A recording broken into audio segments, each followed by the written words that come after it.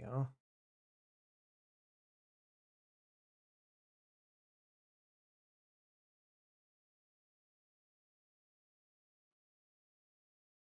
There we go. Is it working?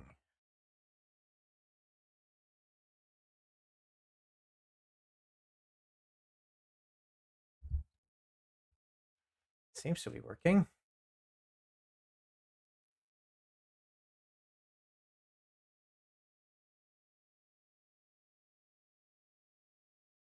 Test 1, 2, 3. This is an audio test. We are live.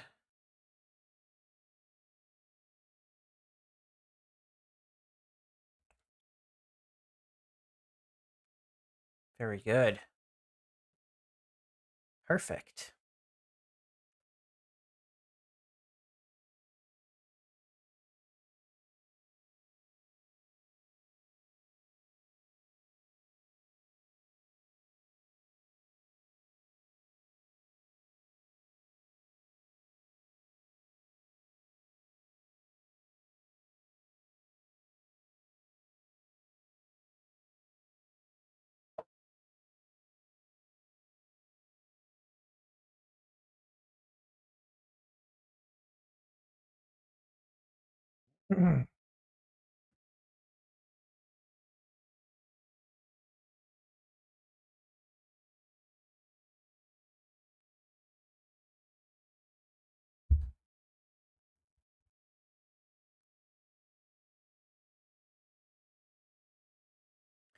Test, test, test. Is it working on YouTube?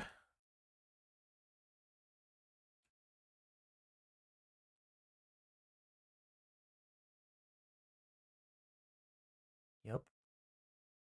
Seems to be working.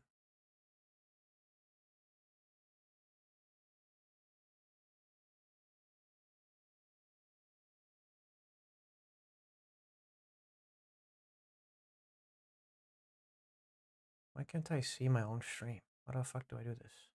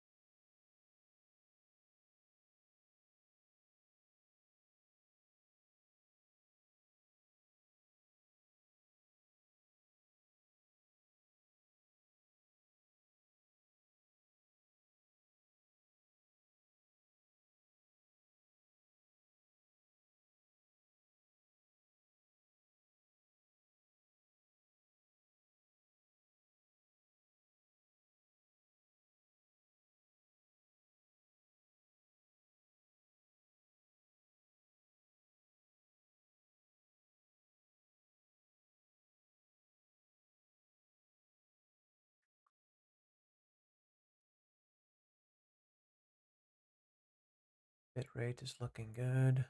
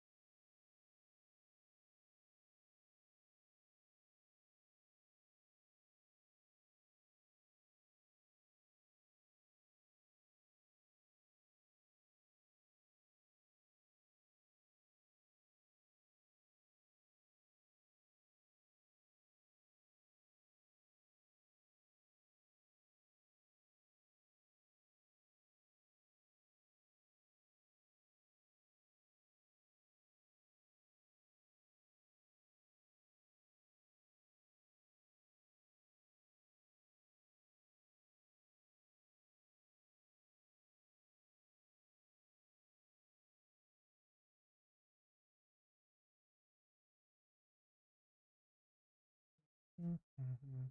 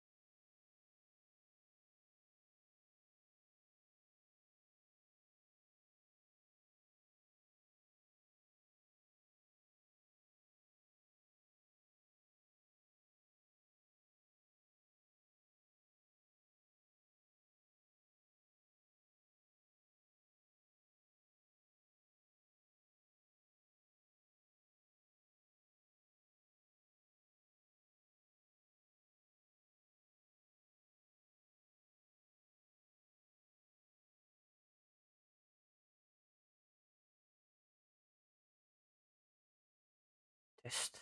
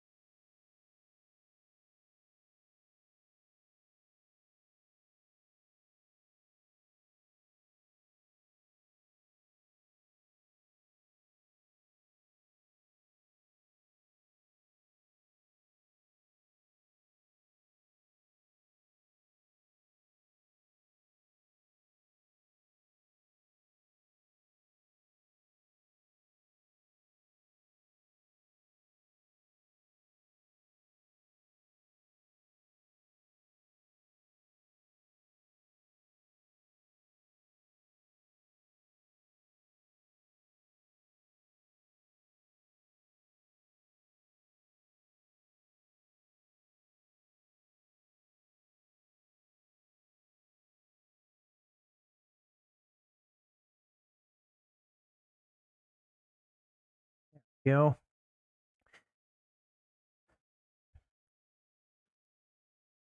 Sent out the notification.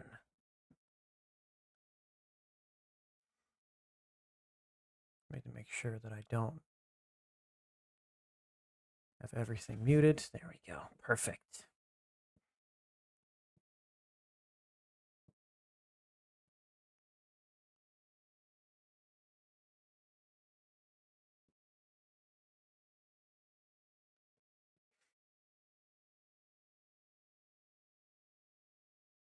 Twitch to Discord. I did. Oh, like that. How do I do that again? Discord. Livestream.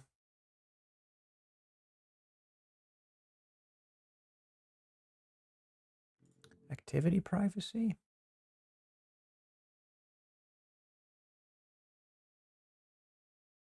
Streamer mode. Enable streamer mode. And automatically enable.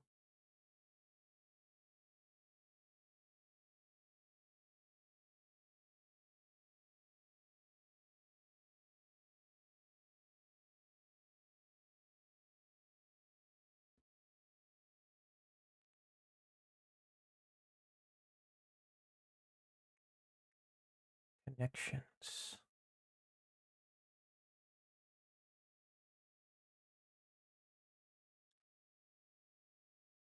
I have to disable streamer mode for this.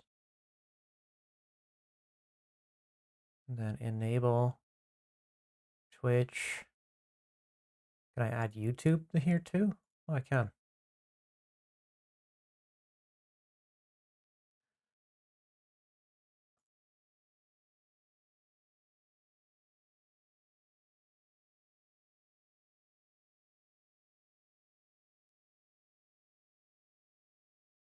Failed to connect.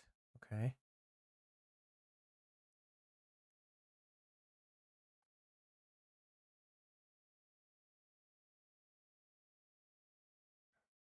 Let's try this again.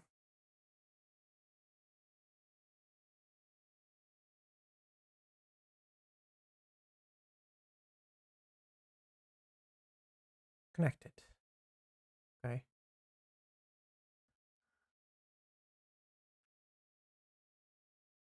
Privacy.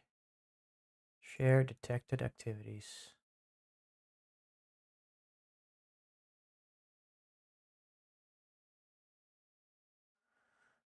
Right, so are people now seeing my stuff? No, not yet.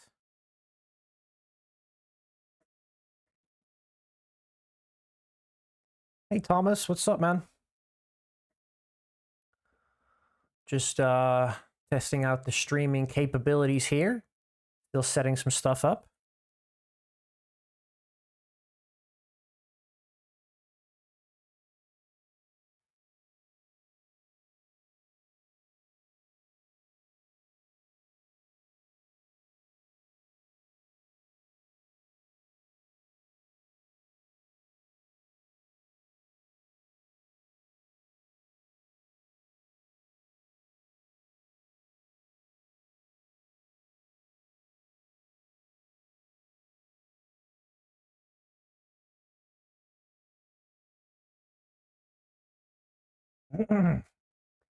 Let's see. I should be able to share this via Discord as well.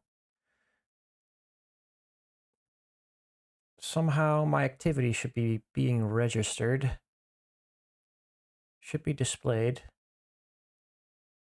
Is it displayed now, Sam?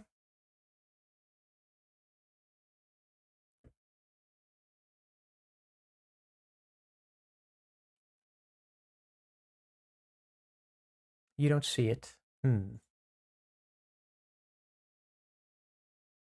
Notifications, keybind, language, activity, advanced. Activity and privacy. Nope, nope, nope. Connections. So these are being displayed on my profile, but now my privacy mode is still on high. Can I lower that?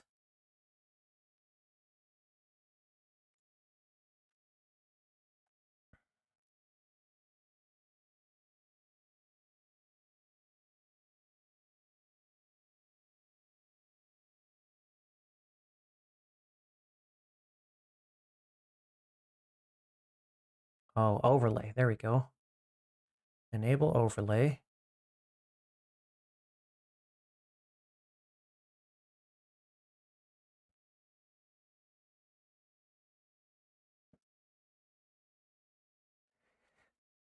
Don't worry, Thomas. If you just keep watching, you'll eventually pick up some useful tips and tricks. If people have certain questions, I'm also always happy to show how you do certain things.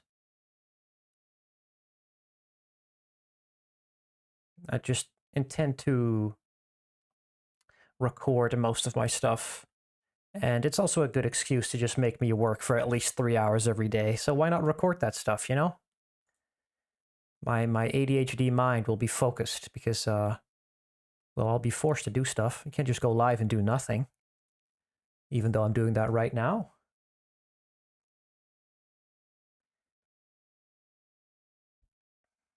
Hey, Tank 91. Very happy to see that.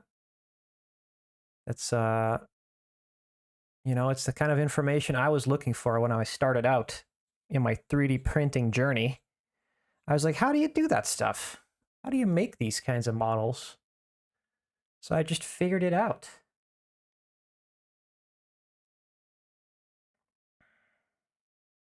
Yeah, it's a really nice feature. It just gives you so much freedom, you know? Like of course there's models that you love, but then there's like, but I can make them even slightly better by making my own changes. So then you know, Blender helps you out in that regard. So many more options. Cool tricks, being able to repose, add your own little models and meshes. It's perfect. All right, where was I? I'm trying to figure out how I'm able to share like that I'm live on Discord, but I'm just going to give up on that for now and just do some modeling. This is the second tank commander that I kind of was making. First one looks like this. Let me just remove some of his goggles there. It's looking pretty nifty, if I do say so myself.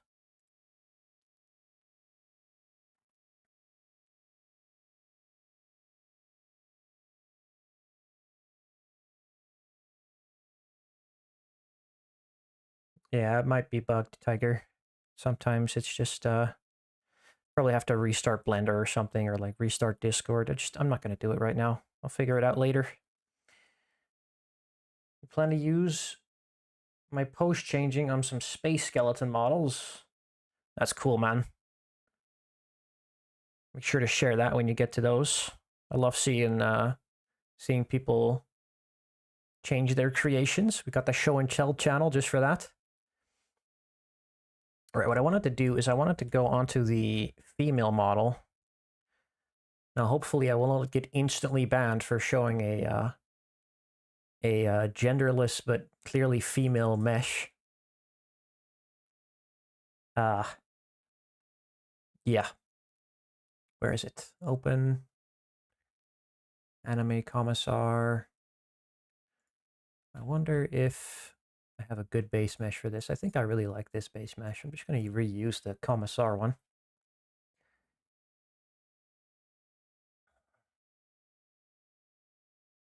Let's just copy this.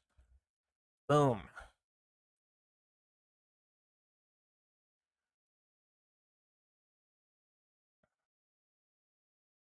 I should just remove the transfer. There we go. Remove this. The skirt. Delete this. Oh, you can keep the skeleton. Just hide that. Delete this. Delete the gun.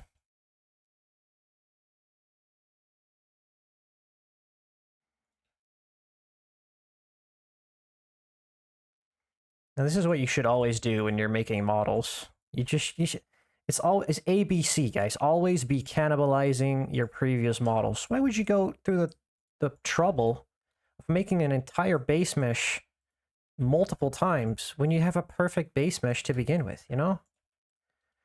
There's just no need to do this. Just keep the stuff you have and add more stuff onto it. Like, sure, it's cool to be like, yeah, I can sculpt a model completely from a sphere. Look at how cool I am. But, you know, after you do that like two or three times, it gets pretty annoying. It's just a time waster at that point. Oops. Did I give her nipples? Did I really do that? Oh boy, I did. Oh, okay. Well, let's just get rid of those real quick. Don't mind me, guys. Nothing to see here.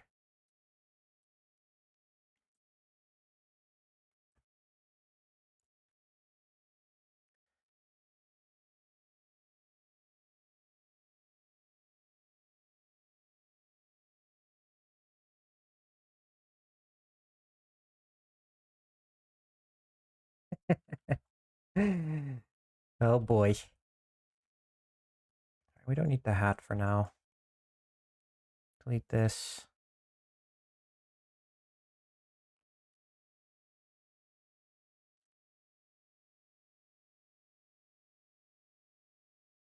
She's looking mighty fine.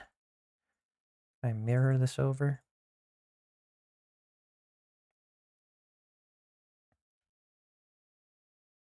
There we go. That's a good base mesh. Just save this for now. There we go. She's looking good.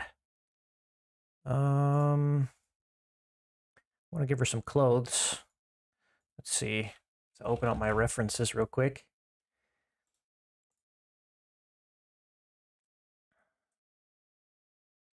Let's give her some pants. Why is she still bound to her armature? Don't want that. She already has a good shirt. Where's the pants? Copy paste. Hide this one. Grab these. Go over to the box mask. Make it a lasso. Just do one of these.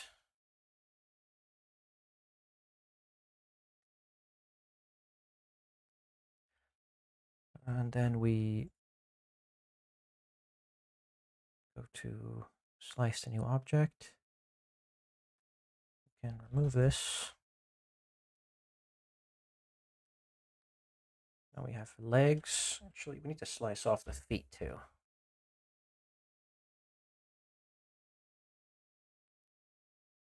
Mask to new object. Remove the feet.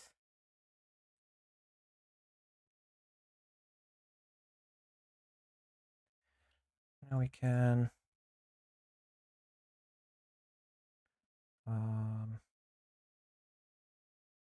get the mesh filter and inflate it a bit.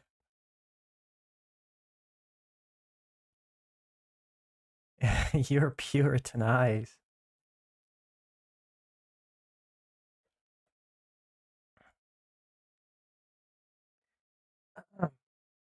Vermin, so do you have a folder of a bunch of male and female models and then you design the clothing and equipment around them? Pretty much. What I do is this is my model. Like, I just keep cannibalizing it. That's my motto. I cannibalize previous models that I've made. So at a certain point, I'm just going to have an enormous library of previous models that I can pick and choose from and then just pretty much adapt them to the things that I like. Change them in any way I want. Actually, let's just make these a little bit smaller. I'm going to show you a trick, guys, that I always use for making pants and stuff. It's a really cool OP trick. First, we're going to slice this down the middle. Oops. Turn off symmetry. Slice it down the middle. Mirror it to the other side. Grab the pose tool. Set it to squash and stretch. And we need to inflate it slightly. Mesh filter. Inflate. We're going to give her like a more realistic pants.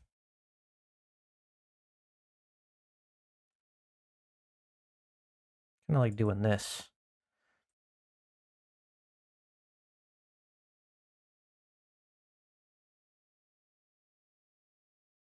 There we go. Now we just inflate the pants a little bit.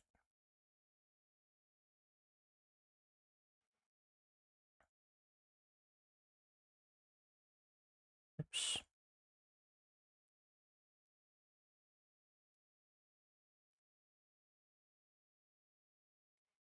I think her legs are very thick. I need to tone these down a little bit.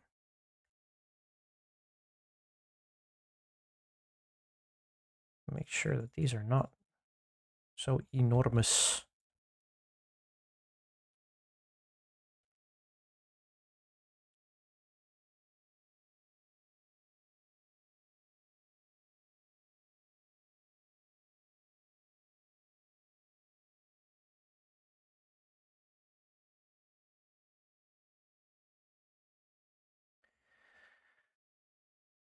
Okay.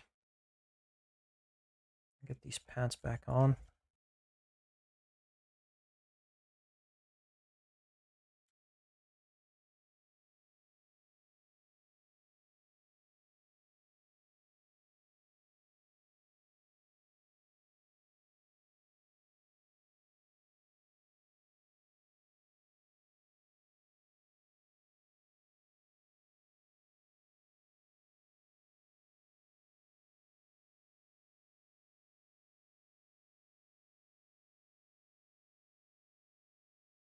Yeah, so always have like a nice library of models that you've made. You should not want to be able to, you should not want to recreate stuff you already have multiple times over. It's just not necessary, you know? And I really recommend, if you want to start out making your own models, definitely just make a base mesh for a female and male model. And then you can start designing your clothes from there. Just don't do what I did and start remaking your models 17 times over until you finally have one that you like. Just make a good base mesh to begin with. It just saves you a lot of work. Because then you can just play dress up, basically. And isn't that all what humans do anyway? Humans mostly look the same, except for their face. In most regards, it's just the same body anyway. Some different proportions here and there.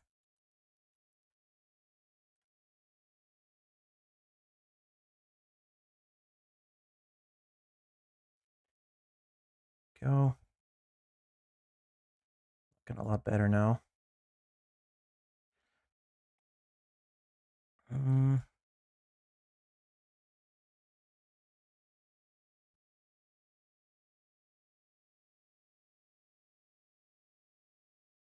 Let's see. What type of clothing? Let me just make her sure that she's on a different layer.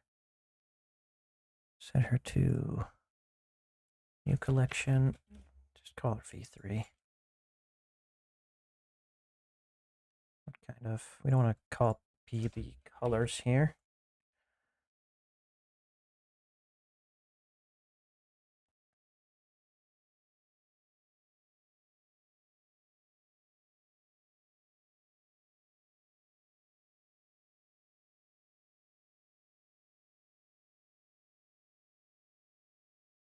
Anatomy is definitely something that, honestly, I'm not that good at anatomy. It's just that I've done it a bunch.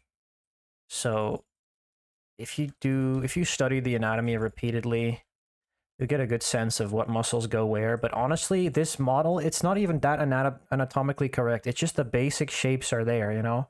As long as it looks decent enough, it looks human enough, I feel like you can get away with a lot. But I definitely recommend using references at all points. Like, just use references. Never go without references. I always have my references app open. And that just makes it so much easier. Don't make it hard on yourself, you know? Being an artist is hard enough, to be honest. It's enough hurdles that you have to overcome. Why make it so difficult? I don't think we're gonna. Tank. I don't think we're gonna get banned for this one. I really hope not. There has to be something seriously wrong if we get banned for showing artistic nudity. We're not making some crazy models here. This is serious. You know what I mean? These are serious models.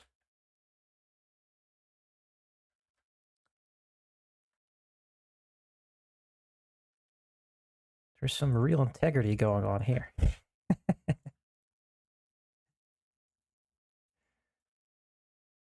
I'm not really liking the way that these pants fold.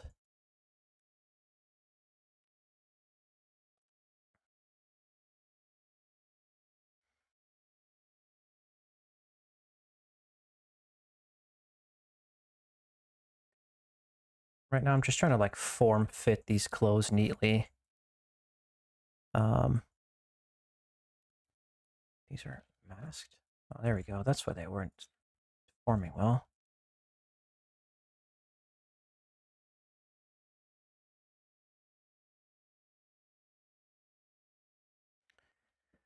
Actually, you know what? I'm gonna redo the vest has to be redone because I changed her proportions.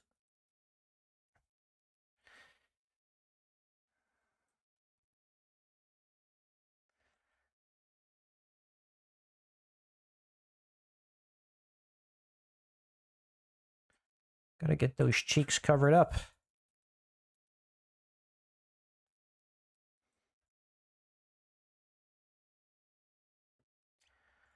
You don't have to take these things so serious, Mr. Moderation. We're just trying to be artists. There are no gooners here. Remember, guys, never goon. That's what the minions told me. The minions told me to never goon. And I don't.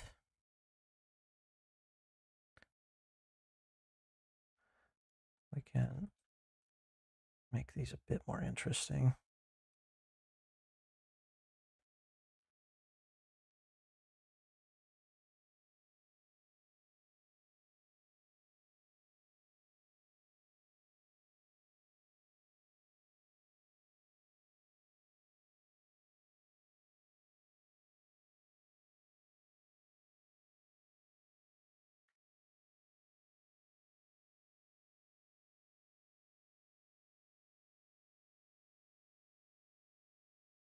There we go. Pants looking pretty good. Gonna have to redo the shirt here because it's too difficult having to push and press the previous mesh into position. Let's do the same thing again. Copy this, hide the underneath layer, focus in on this one. Go to sculpt, grab the lasso mask. Just, there we go. Grab all this.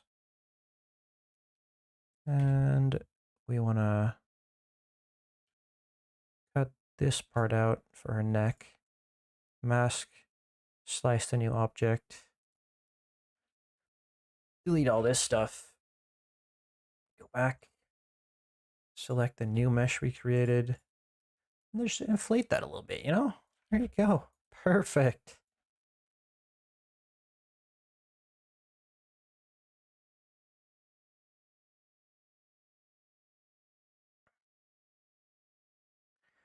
Give this the same texture. Linking the materials. Oops.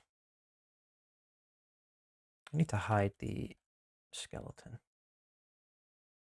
Lower the resolution a little. Just smooth it out.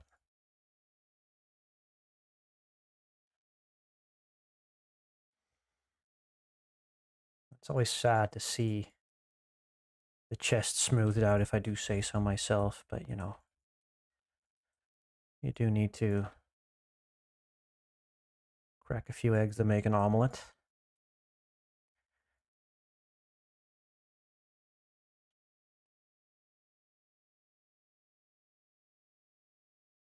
I feel like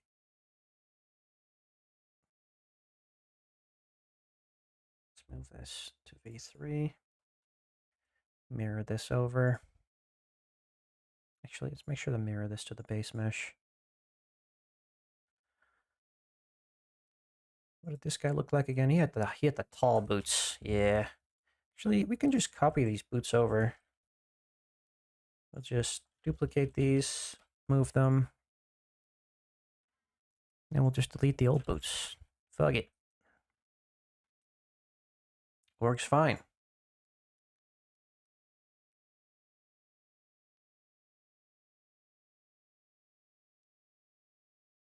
Make them a bit bigger. Actually, no, we need to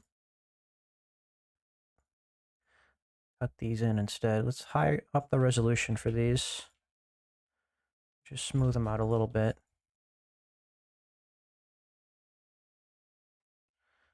Keep the nice wrinkling effect. And we'll add on to that later. We just want to tuck these into the boots for now with the grease brush.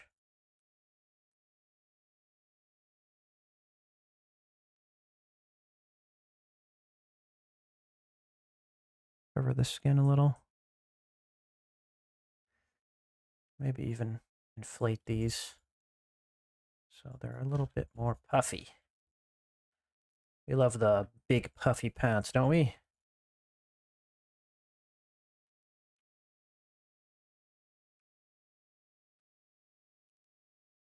Tuck those in. Oh yeah, it's all coming together now, team.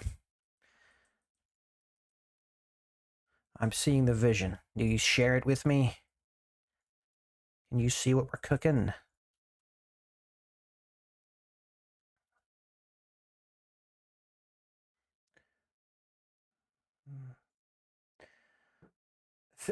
Big thighs save lives. Now, if that isn't the truth, I don't know what. What is it again? Thick thighs save lives, and what sinks the big ships? Big hips. All right, that's it. Big hips sink ships. Thick thighs save lives.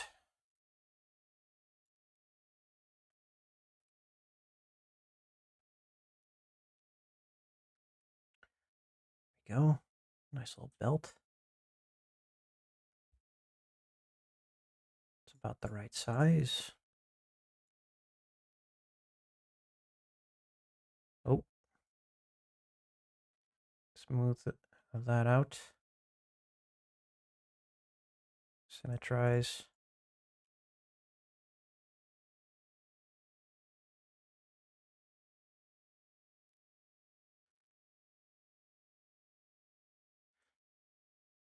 We just slap that over the waist. We'll call it a belt.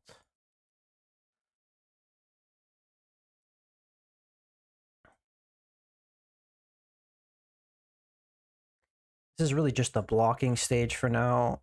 Details and such will be coming later.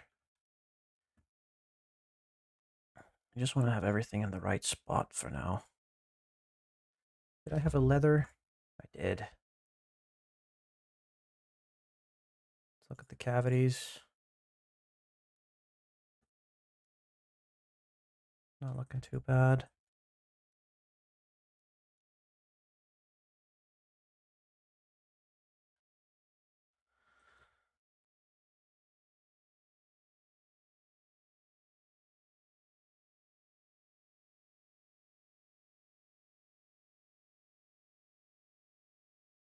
Maybe we can tuck this into the waistband a little more.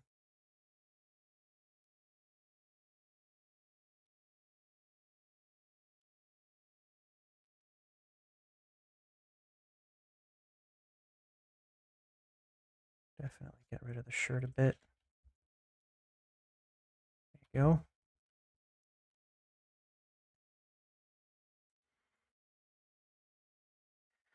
We can make this a little bit more even with the pants. Make sure it fits a little neater.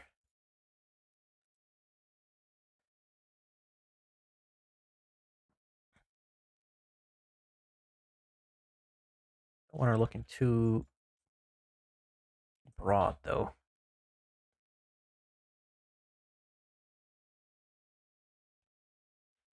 It's definitely a delicate balancing act. Making sure that it all fits nicely, but it's still paintable. You know? You gotta keep it balanced.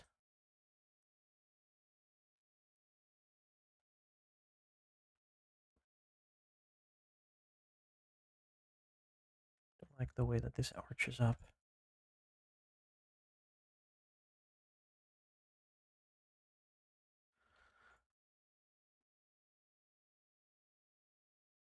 There we go. Perfect. It's a little better. How are the shadows looking? Shadows are looking decent. The arms are not looking good. Let's make sure we fix those.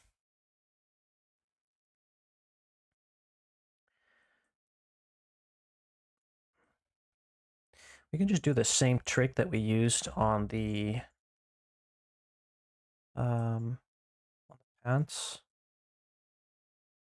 which is inflate it a bit and then give it the old crinkle effect. Give it the old squash and stretch. Because let's see, how did I do the uniform again? This is nice about having done the previous iterations, is having a good look at, at the other uniforms. Let's see. Yeah, these are just puffier arms. I kind of make them like a vest arms, right? Actually, what I'm going to do is I'm going to separate the arms so that they can adhere nicely to the base mesh at this stage. How would I go? Turn off the shadow real quick. Remove the skeleton. We can just mask this stuff. You don't want to remove too much of the bosom.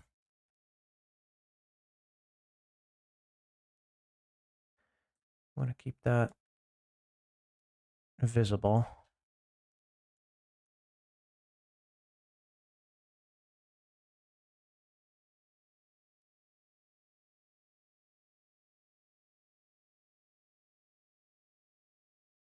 There we go. Need to make sure that you can see it from a distance. It has to be female.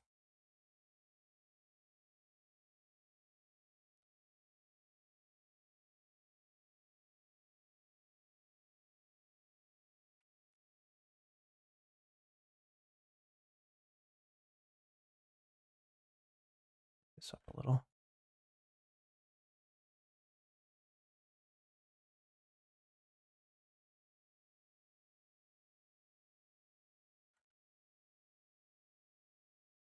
Go. Put out a little. And move those shoulders in a little.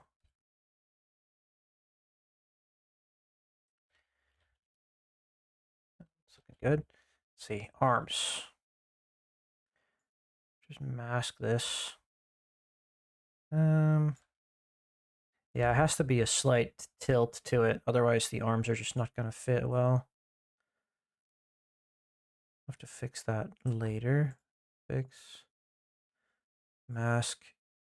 Slice the new object. Now we have separate arms.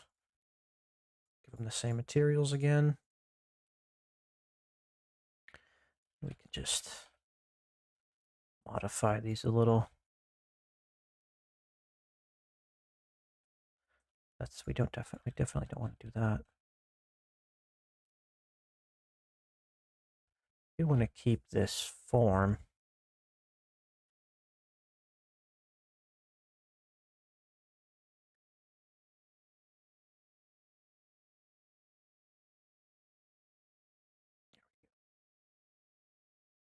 Just going to bring this out a little.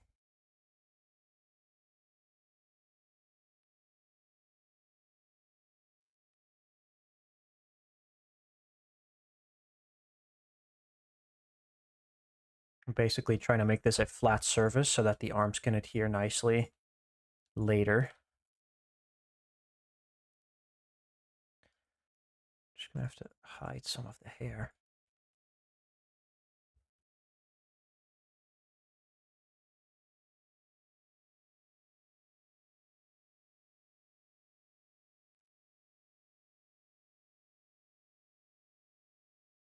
A nice color as well.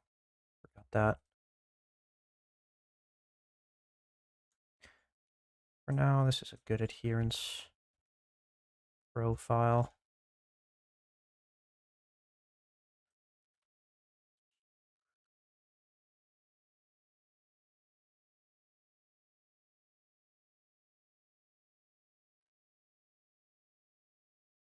Give it a bit of an edge. There we go.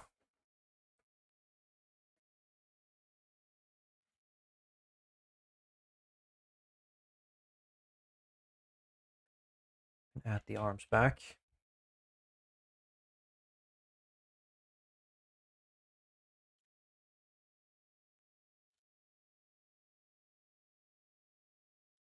So I kind of forgot that I need to not. Yeah, there we go. Just remove that arm and then just mirror it back. Otherwise it gets too complex. Smooth these parts out a little. Move these up.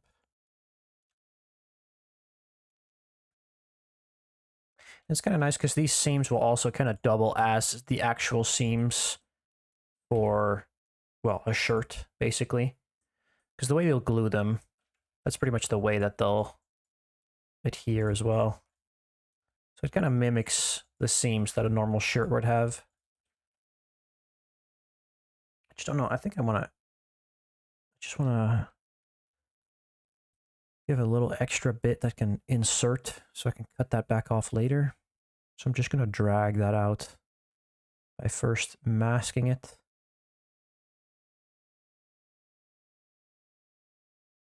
And then just using the grab tool to invert selection. Oh, whoops. G. Just dragging that in a little bit. Give a little extra geometry to play with.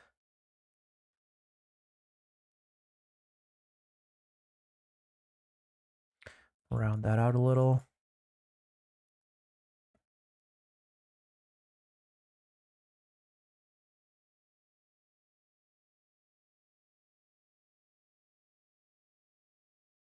Yeah, it's looking a lot better now.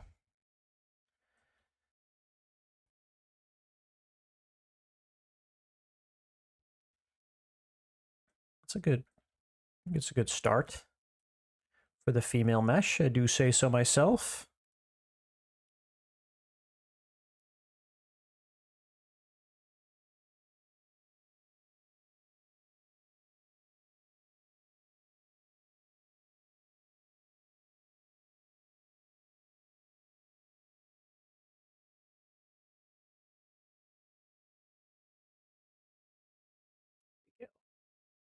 Let's give her a bit of a color. I think our neck is a bit wide. Not sure that's gonna fit. Oops. Yeah, that neck is definitely a little wide.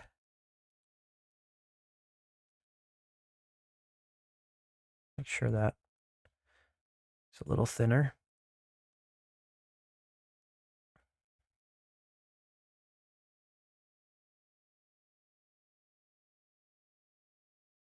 I think I have to move the hair into another layer.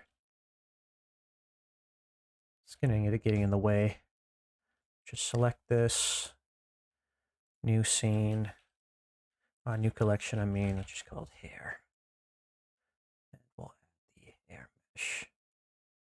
There, we can just hide it like that. Move this to. Yeah. Looking good.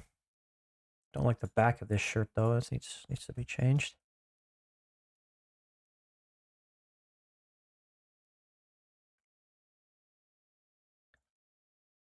And now we're at the point where we can start maybe adding some wrinkles here and there in the shirt. So just some basic wrinklage. I want to turn on the cavity mode to see them.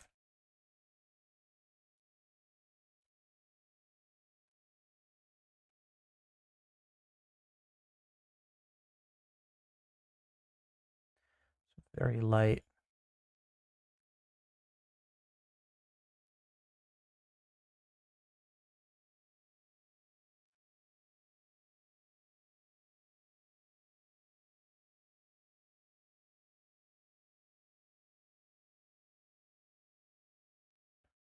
Very, very, very subtle.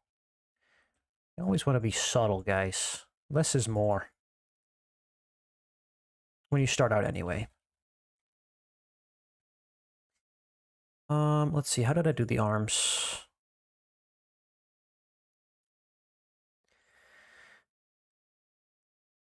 Definitely similarly. Yeah, I kept them really simple. Simple arms is good. Make sure these have some wrinkles too.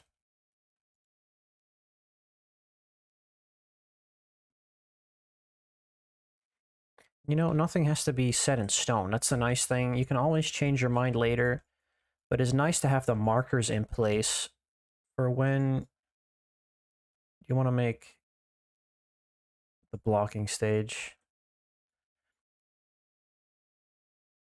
Just have some markers. It gives you more confidence to play around. Well, that's usually how it goes for me.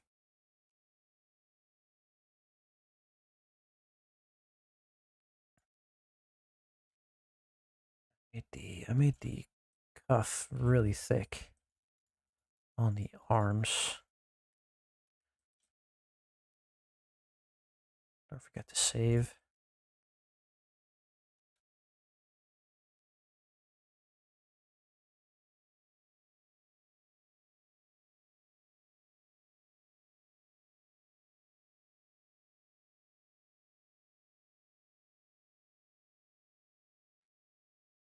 There you go.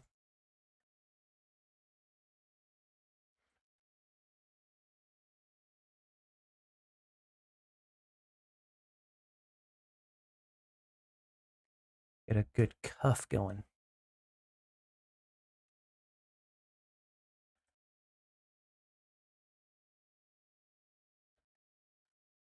Now, if you're watching a 3D modeling thing for the first time, you'd be like, God damn, this guy literally is just pushing stuff around in the slowest possible way.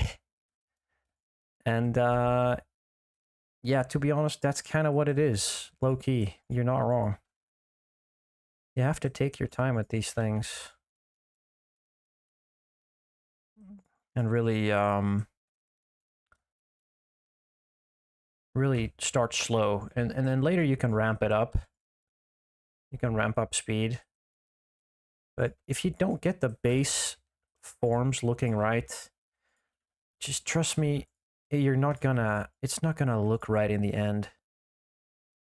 If your base isn't good, then your end result is probably not gonna look the way you want it to look.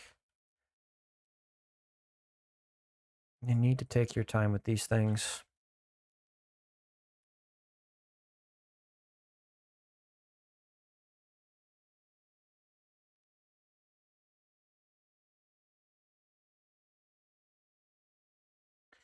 There we go. That's why I say you have to reuse your base meshes. If you have any base meshes laying around, just use them, man. You are saving yourself so much time and effort and so much headache. The amount of times I've redone base meshes it's shameful. I actually do have 17 base meshes laying around of previous iterations that I wasn't happy with. And I would just go as far to say that if you just want to start out modeling, just buy a base mesh or get a free one that is already looking good and humanoid enough. And then just push stuff around until it looks decent. Don't go and start making your whole model from a sphere like I did. It is not worth it. Not worth it. You can do that once you get the hang of the software and you know where all the shortcuts are. Once you know that stuff, it gets so much easier, man. But you'll just be slamming your head against the brick wall by starting from scratch every single time. So don't do what I did. Make it easy on yourself. All right. Look at the clock. We went from nude base mesh to somewhat clothed base mesh in, I'd say, about an hour-ish. 40 minutes. Yeah. Pretty decent.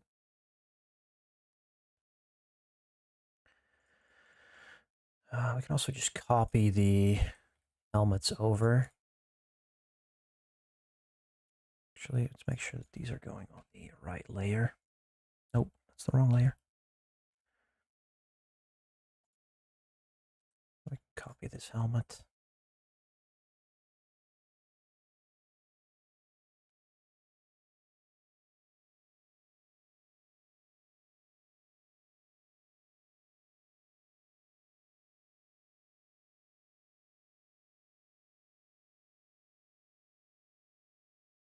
Is there an ear in here? Oh, there is. Copy, move, V3.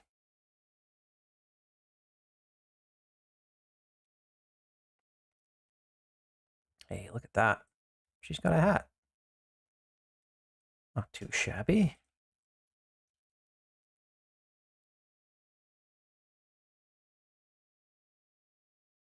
Make sure these are in the right spot.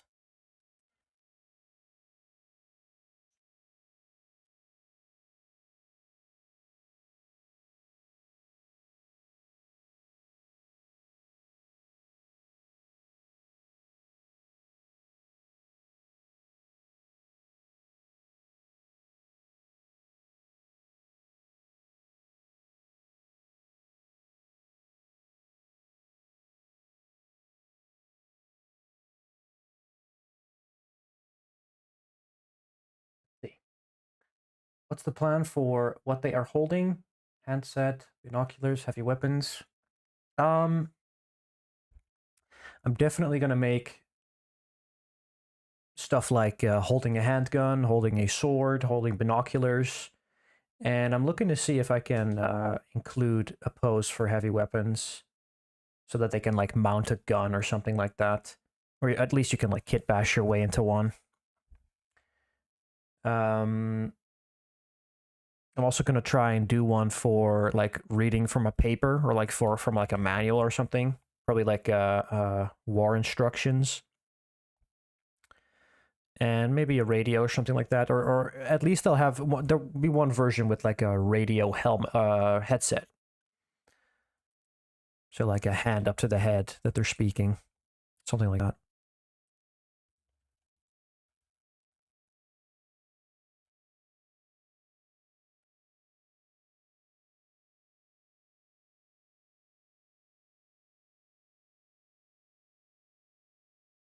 Or a map.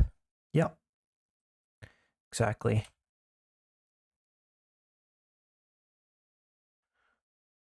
It's looking pretty good.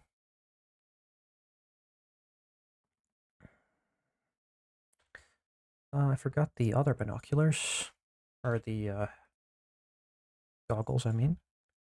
Copy these over. Bada bing, bada boom. Yeah, these are definitely too high. To lower them down a little. Put them over her nose. Yeah. Tactical.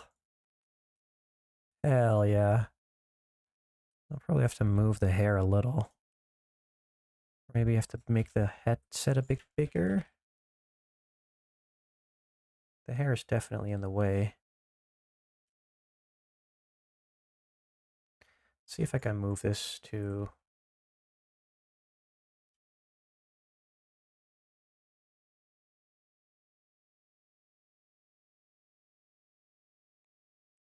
active element, select the helmet.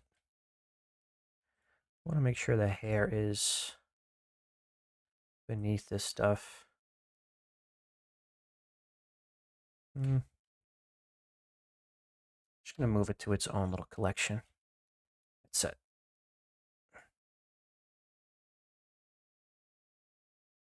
What is this? Oh, it's the hair.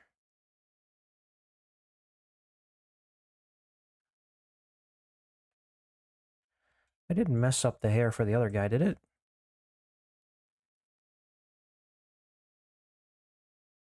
Oh no.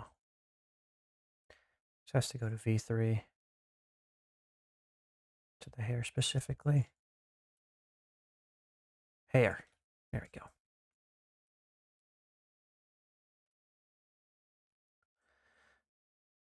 It's a good base.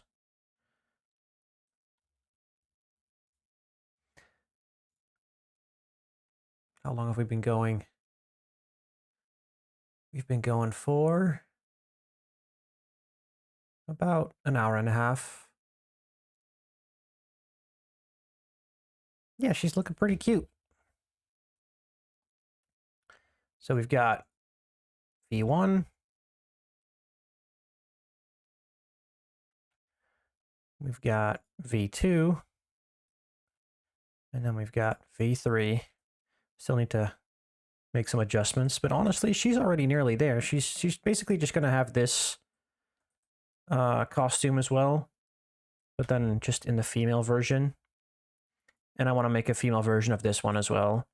And then I can get on to posing and making some other accessories like holding guns and doing the poses and binoculars and different kinds of heads and expressions. Those are really the fun ones. The most fun part of sculpting for me is making the expressions and making the faces, because this really takes the most attention to detail. It's making sure that the face works.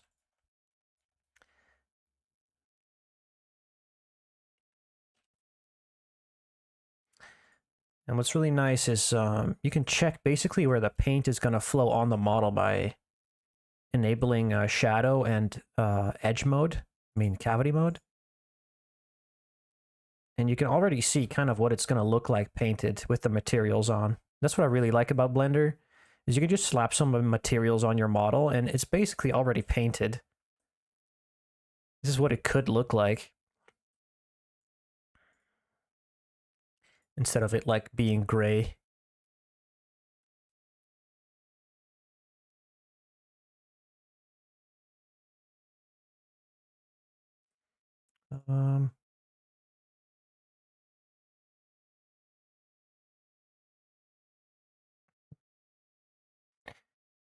All right.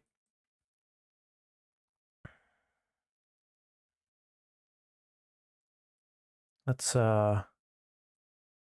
take a little break and play some video games, huh? How about that? How about some video games, guys? You guys like video games? I freaking love them, guys. I've been addicted to TFT lately.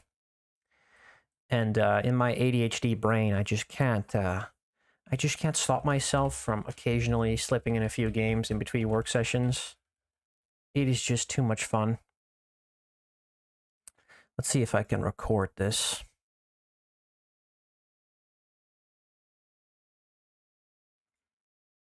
Make another display capture. Set this to League of Legends.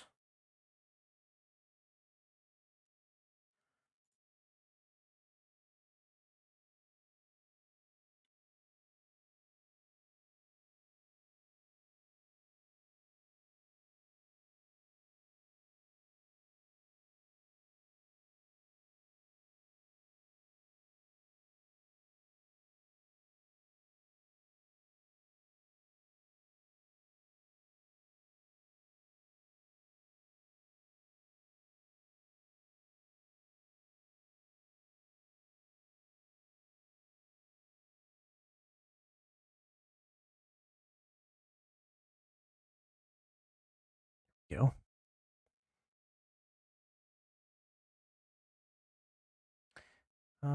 It's not recording any audio, is it?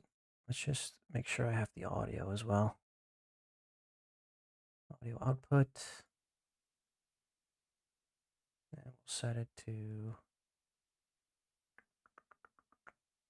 what I can hear.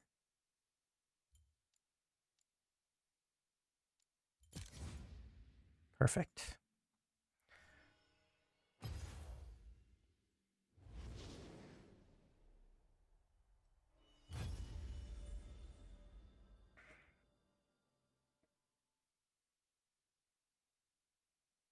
What's your favorite announcement from Skulls? Excuse me. You have a skull that makes announcements? You've been sleeping in, or reading, or games into your work schedule. It's something that just sneaks in, man. It's these things are addictive, man. That's all I can say. Especially, I like TFT because, I don't know, there's something about this set. The music is just so mesmerizing to me. You know, I always end up singing or humming along with it. I really enjoy this one. It's kind of like an auto battler. If you don't know what auto chess is, it's one of the mods that was, I think it was Dota 2 that started it. And then I guess League of Legends or Riot was like, yeah, you know, we can do this as well. So we'll just copy it. And then they did. And it was really good. The new Warhammer video game review show last Thursday. I did not watch that one, my friend. I am not keeping up. Did they... I did see a meme about it. I think I posted a meme about it. It's like a... Is it like RBDs or something?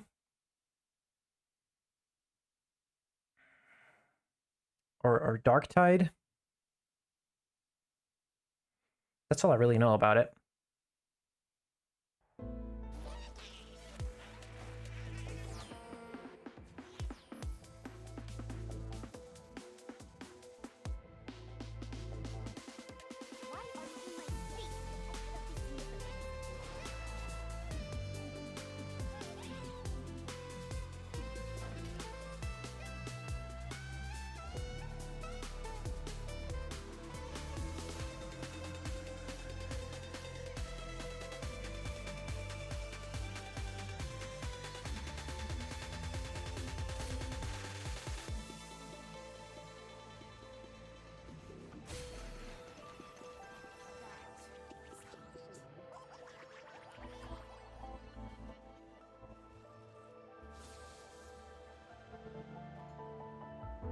Warhammer video game review. Worldcon 2 was confirmed. 4K remaster of Space Marine 1.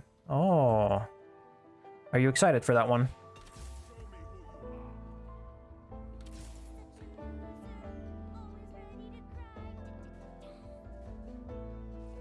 Just noticed my PNG tuber is slightly floating.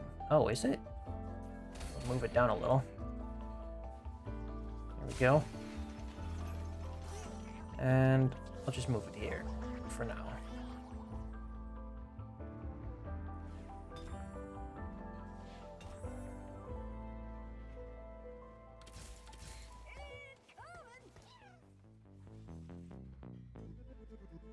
I played a little bit of Darktide at a friend's place. I liked it, but I think Darktide, there was a bunch of stuff missing, and I heard about certain updates just lacking overall and replayability. But Boltgun, I think, was a pretty decent experience.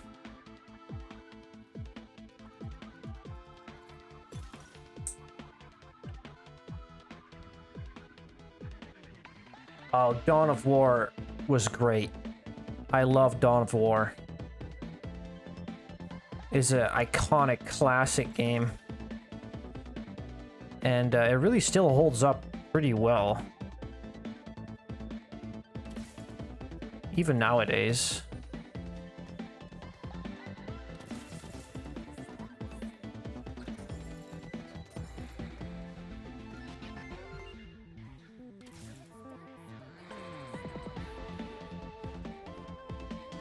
So they're remastering the original Dawn of War. I mean, that's a good business play from a business perspective. Everyone's just remastering stuff nowadays. But I think they're definitely scared of making new IPs or sequels.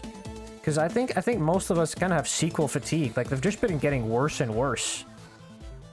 That's my opinion anyway. I think most sequels are just cash grabs nowadays.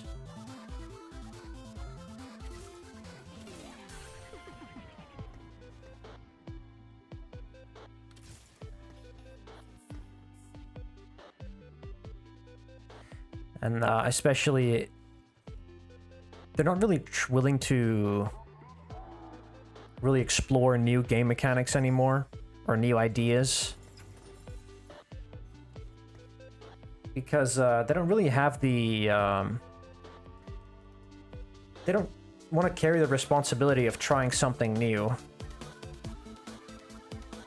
And the weird thing is, so they don't want to do anything new, they don't want to do anything original, and they also don't want to give old players what they want from the original games. So it's like, what are you even making at that point? It's pretty easy to to give gamers what they want, you know what I mean? It's like, we just want something that resembles the old stuff with a new spin to it. Something fresh, but, you know, it's still good. You don't have to add all this unnecessary nonsense to it.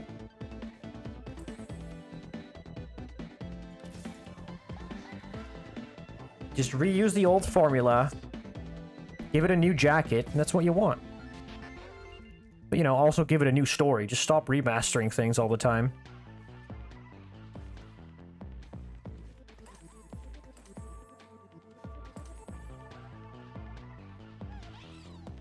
Dark Crusade campaign was your jam.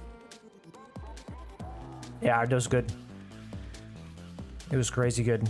I loved, you know, I used to have a high school friend, and we would just get together, and he would bring his laptop, I would bring my laptop to his place, and we would just play games like Soulstorm and DOW together.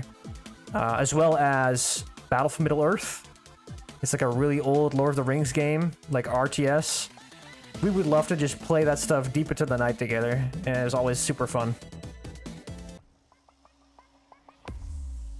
Don't even get me started on how bad Halo and Total War have become. Halo, listen, man.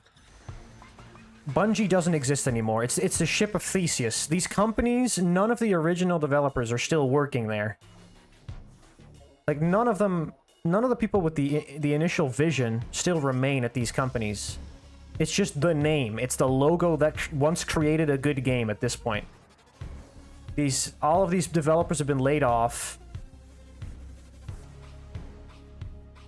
And it's just not the same anymore.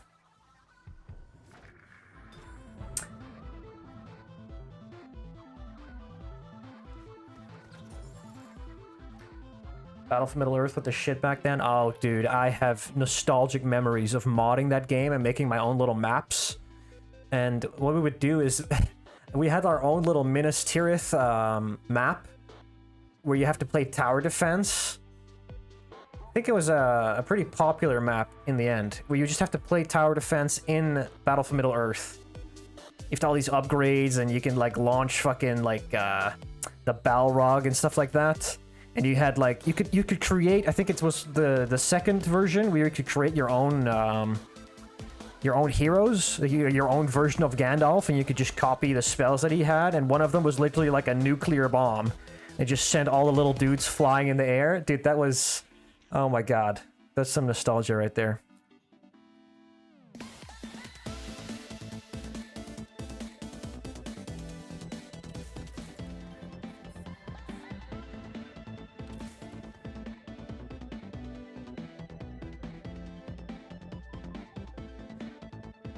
And to be honest, I didn't play much of the Halo games. I think the only Halo games I really played was Halo 2, which was honestly probably the best one. Halo 2, and there was this one Halo where you could build your own maps as well. I don't know if it was ODST, but you could build your own little maps and own little game modes. And then your friends could play those maps too.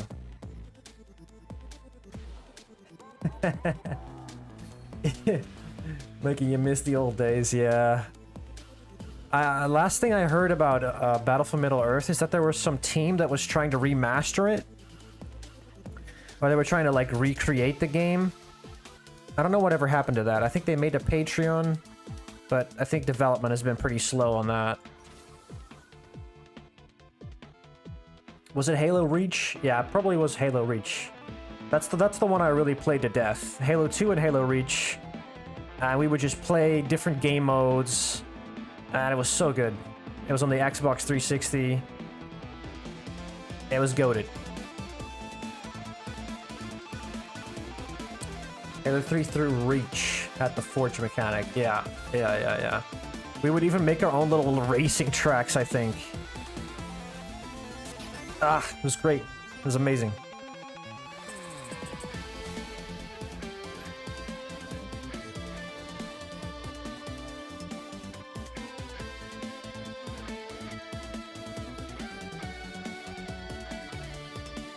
Is the audio good, by the way? Can you still hear me over the music, or is it too loud? Because I'm kind of jamming to this music right now. This is why I love this game. You can pretty much make your own music track by putting together like a team. And it's, I think it's really, that's really awesome.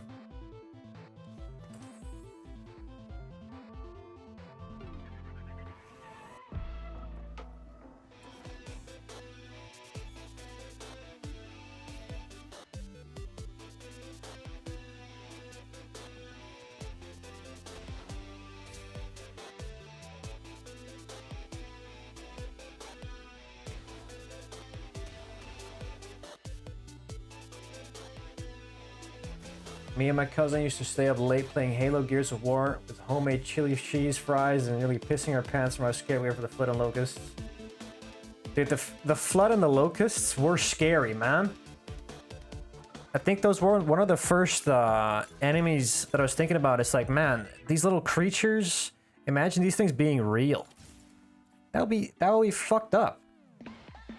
How would you even survive if those things were real? The little fucking, the bomber mutants that would adhere to you and just explode? Who makes those? Especially the weapons from Halo were specifically kind of scary. You remember the Needler? It's like such an iconic weapon, the Needler, but imagine using that on an actual person. I don't know, that's fucked up. You just stick some things in someone and then later it explodes. It's like an at-range manicure, pedicure, and then they just die. It's a long-range needling. Micro needling, if you will.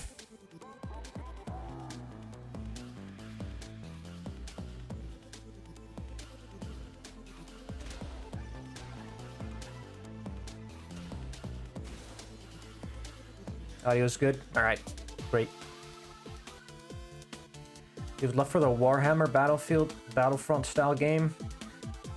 I don't know why they haven't done that yet. The technology is here, it exists.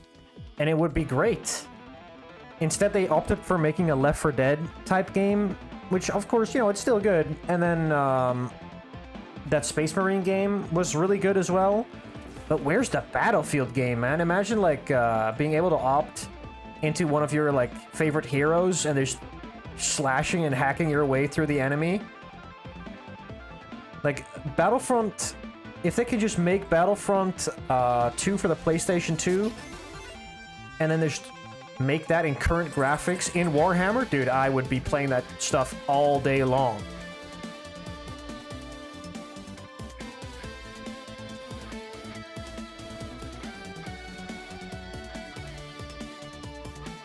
You guys remember Battlefront 2 in the PlayStation 2? That was peak gameplay experience. Being able to do the space battles and the campaigns and then flying down to the planets and like conquering them in the massive super scale battles and then swapping into the hero mode. My god. We really had it. There's never been a better series of games. If you grew up with that stuff, you really made it, you know? You really had the best experience of any gamer ever alive. It might be that someone owns the formula for Battlefront. For example, Nintendo copyrighting the game mechanic. Yeah, it's probably... maybe. I don't know. Maybe. If that's true, I think that's a dick move to begin with. Like, Nintendo having a patent over something that humans have been doing for the entirety of human history is kind of insane, no? Isn't that kind of crazy?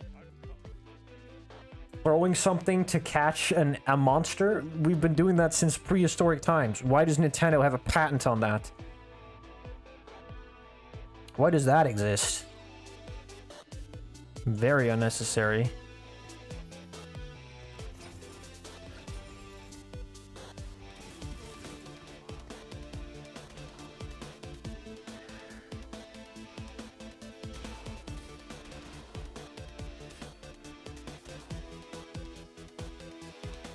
Those types of patents just kind of restrict what you can do as a developer, I think. And I think it should be heavily discouraged. And also, I don't think it should be allowed, to be honest. Why would you have you shouldn't be able to patent very basic words or very basic concepts. It's ridiculous.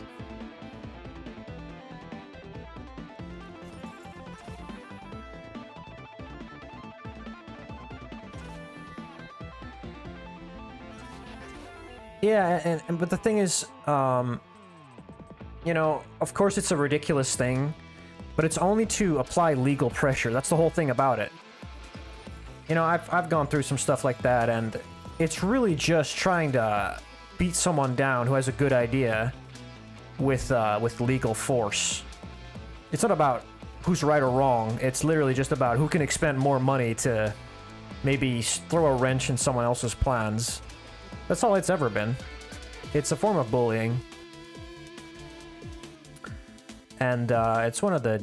I mean, you can get depressed thinking about it.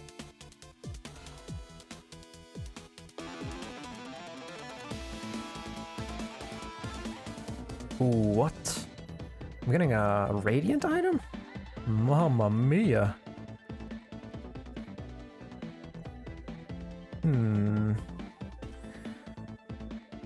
I'm gonna go for a Warmogs here.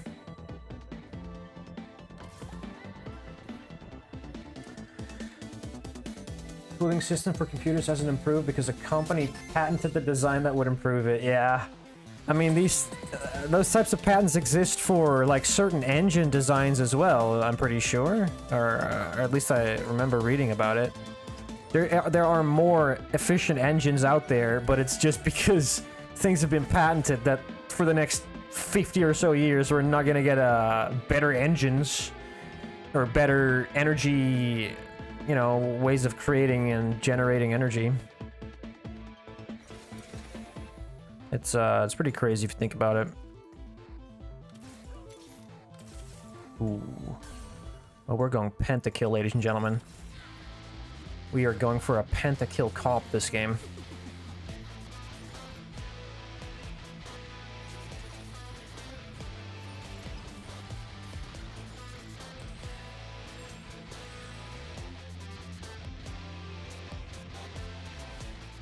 Power Mave won. How much money they made? It's a war of attrition. Yeah, I mean, it's a war of who has more money. But I genuinely do believe that keeping your moralities up and remaining virtuous in almost every situation is gonna at least keep your soul pure. I know that that doesn't really buy you any food, a pure soul, but you know, sometimes it's just a matter of principle. There are some fights you can take and some fights you should just let play out. It could be cringe, but I genuinely do believe that, you know, the good in everything will eventually prevail. And for that matter, I do have a lot of... You know, that's why Guard is my favorite faction in anything. Like, humans are always going to be prevailing, because the human spirit is capable of so much. Even though that sounds kind of cringe and cliche, maybe. That's true, man. I think that humans are going to come out on top on it in any situation. In the goodness of humans.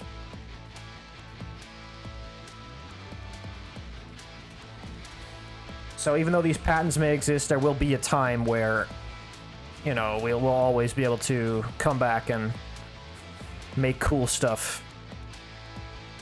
And there's always certain loopholes as well. Like, you're not going to be able to completely ruin every avenue of making a cool video game. There's always going to be different ways of doing it. It's the same way as making models, you know? There's always a way of doing it. Trust me. There's always a way.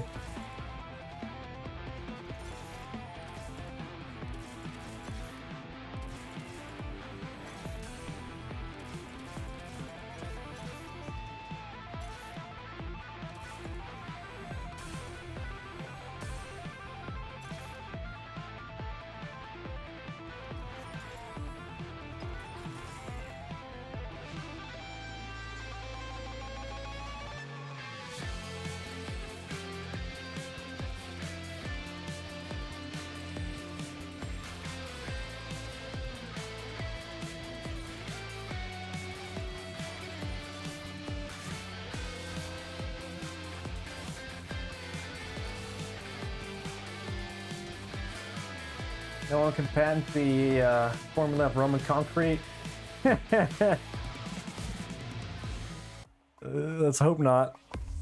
That'd be pretty messed up.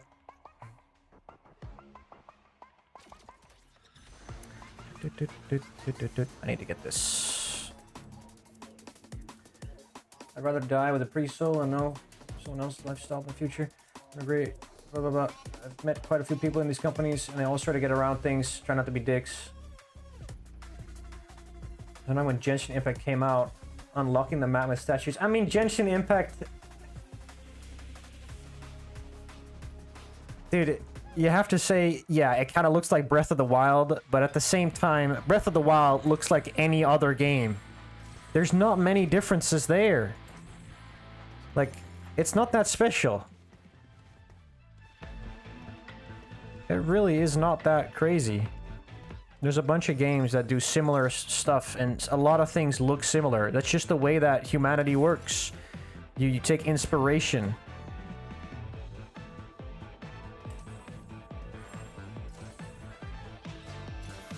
And, that's why AI is so annoying as well, you know? It's the exact same concept. People taking inspiration, but then it's because it's owned by a large company, they suddenly are able to grab a bunch of inspiration from artists that are making really cool stuff and then monetize it at a lower price because they have insane corporate backing. Like, all this stuff, even there's no original things anymore in the world. Everything's been done before, but the thing that's different is the filter, which is you. Any art that flows through you is going to be different because it's, you know, it's going to have your touch on it, and no one can imitate your touch. It's just not possible.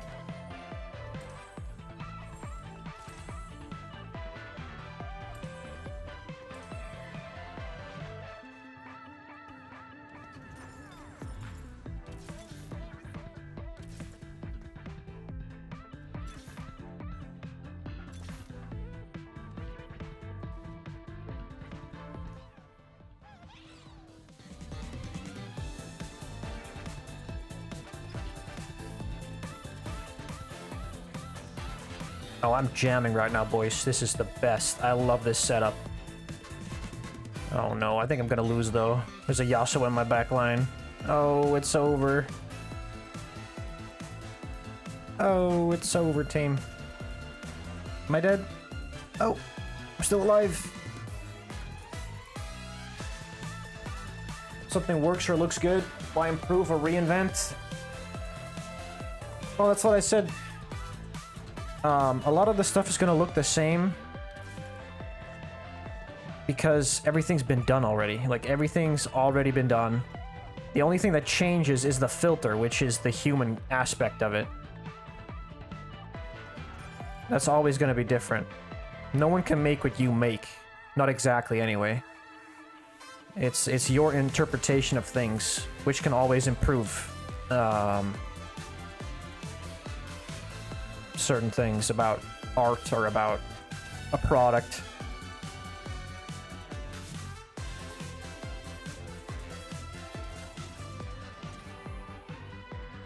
Da, da, da, da.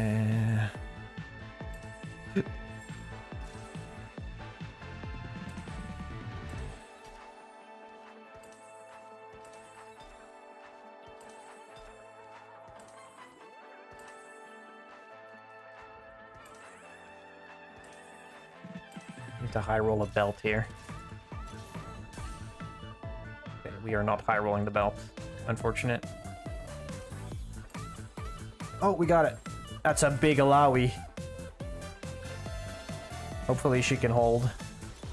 Need to get better front line though.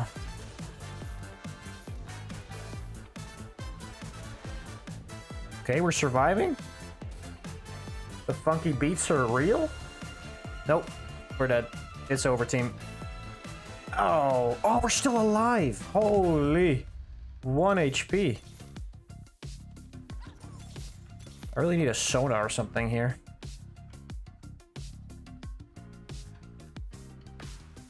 Why is there a bot here? Wait, is there a bot in my Twitch stream? Yucky. Delete this guy?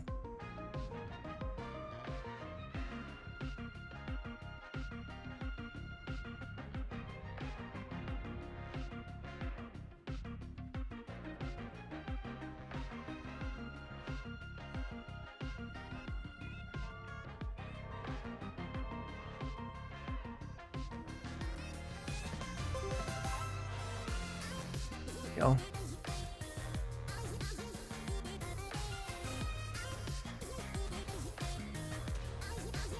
Need another disco. What am I missing? I'm missing a Tarek? Oh boy. How am I gonna get a Tarek? In this economy? Oh, it's over, team. That's it. Let's watch the cool cutscene of my death.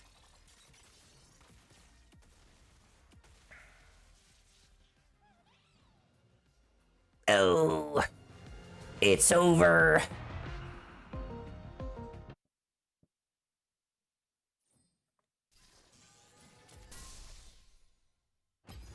I want to play one more.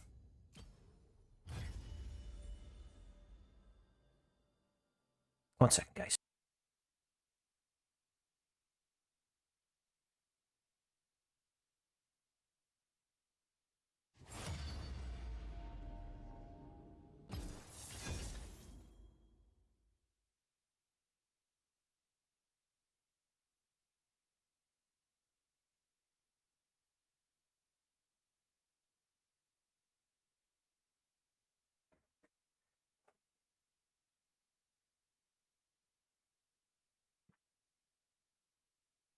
It's one of the favorite comps of mine is to play the disco combination.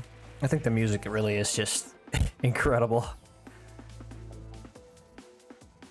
This is the most amount of effort that the Riot devs have ever put into their game. I think they made like 50-something combinations of music, bands or band combinations. Basically, every character you put on the field makes a different tune.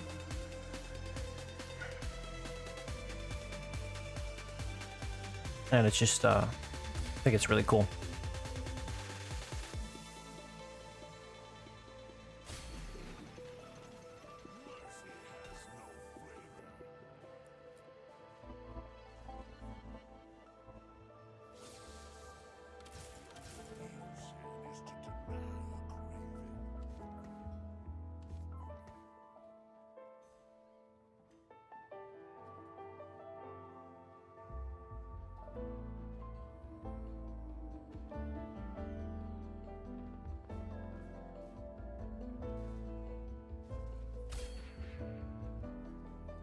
I was reading a Black Library book, but I'm not sure what the name of it was. It's definitely one from the Age of Sigmar. It's talking about the Stormcasts, and I think it was just a short story. Or one of these shorter stories, anyway. I think it was about it begins with a mission in a small town where one of the, I guess, bad guys is reviving people, or somehow put a curse on the town, and the town needs to keep making sacrifices to keep them at bay.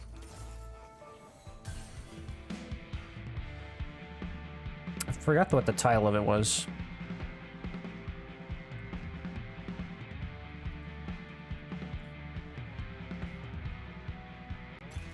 Oh, well, guess we're going 2-bit this game. Or 8-bit.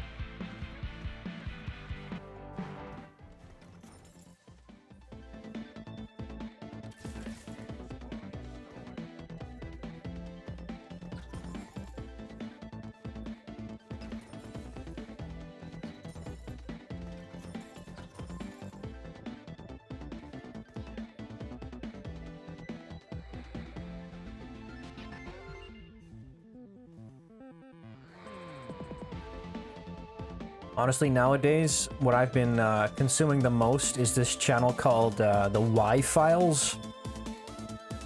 I don't know if you guys ever heard of that. It's like this, I guess, like conspiracy or like story channel where a guy kind of reviews certain conspiracies and stories about aliens and like Atlantis and stuff like that. I really enjoyed watching that stuff. I think one of the most interesting ones he was talking about lately was a story about how Nikola Tesla was creating energy from the resonance of the Earth somehow, with like chalk aquifers.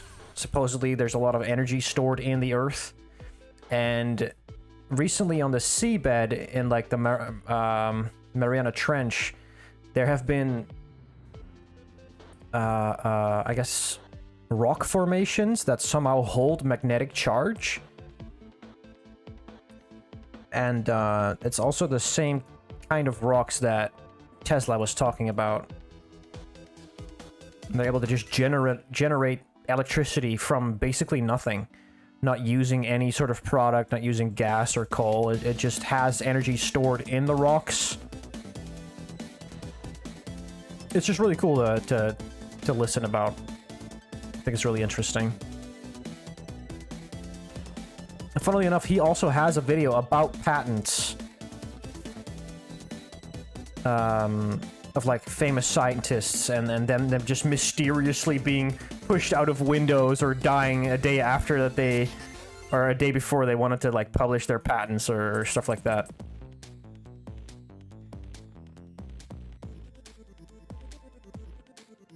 That's the kind of funny stuff I consume in my free time.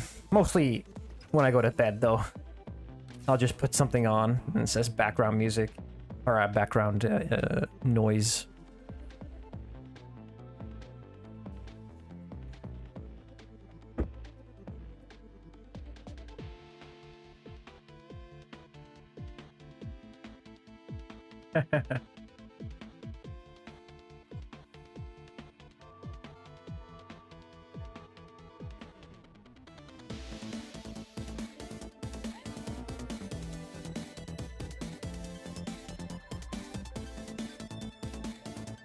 Well, it's not really corporate as much as it is United States espionage, like government. Because they're always talking about Men in Black and suspicious cars showing up.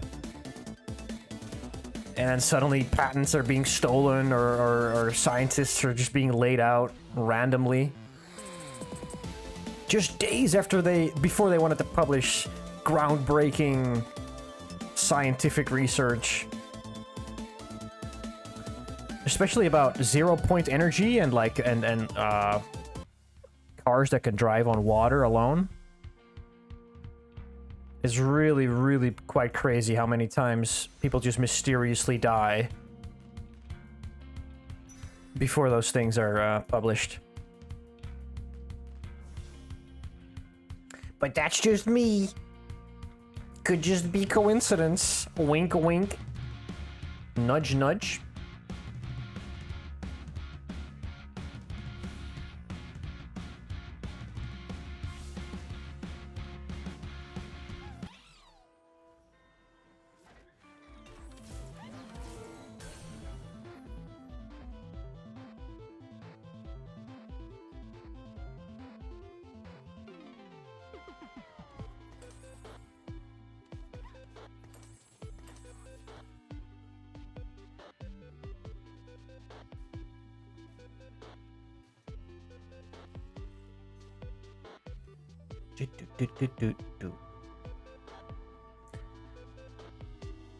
Guys, look at my little character here. Look what he can do. He can twerk. Wait. Can he twerk at the camera? Look, he even looks back while he twerks. I love these little Poro things. So cute. They recently introduced these really large tacticians is what they call it, and they just don't fit the art style at all. The same with the chibi ones. These look horrid. It's just horrible. Doesn't look good at all. Teemo kind of fits because it's just a small character. He's supposed to be small, but the chibi ones, it's just ugly. Make more of these little dudes. That's what I'm saying. He's holding 2 knives. He's cosplaying. That's what we want to see.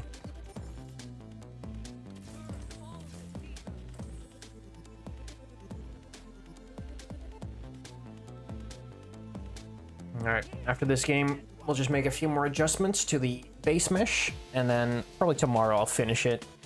And then we can move her over to the last rendition, or their last uniform.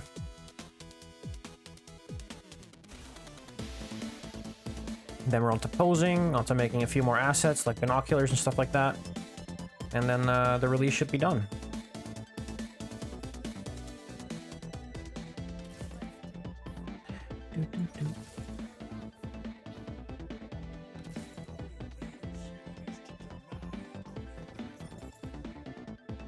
I'm hoping to get a Riven here.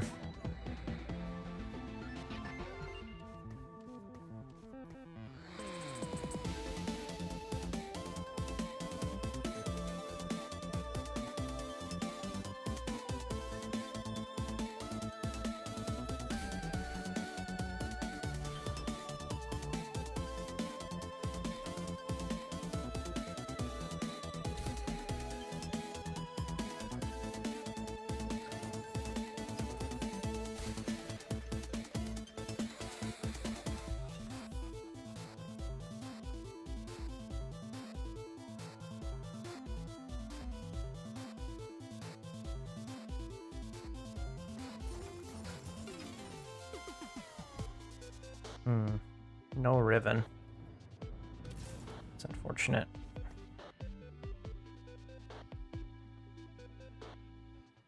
The Garen could be good for now. We're just gonna have to lose streak a bit more. These Mosher and country players are just... they're just cheesing, man. Oh, it's just a bunch of cheesers.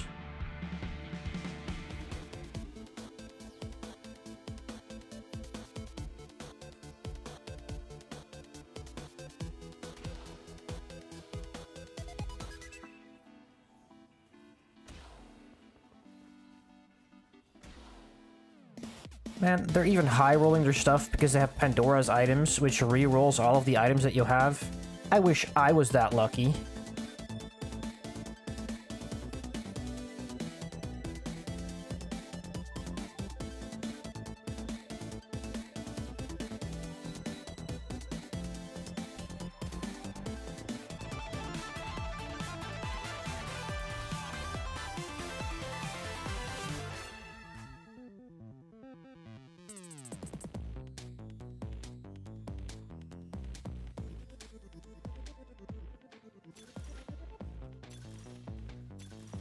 We like damage amp. It's a good one.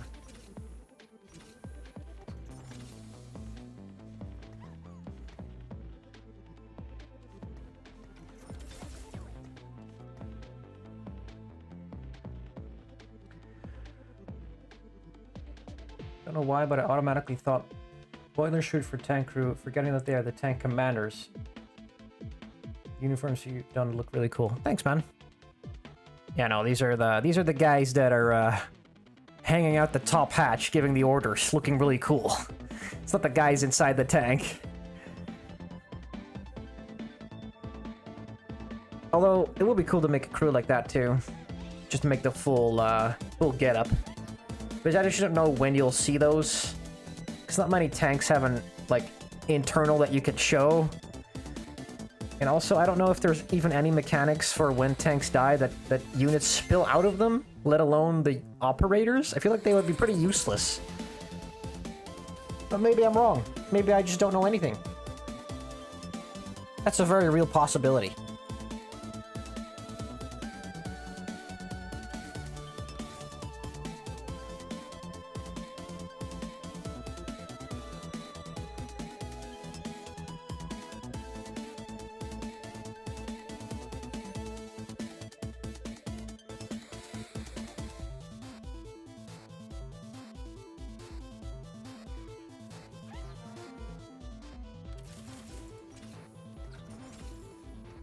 I think the uniforms are gonna look great.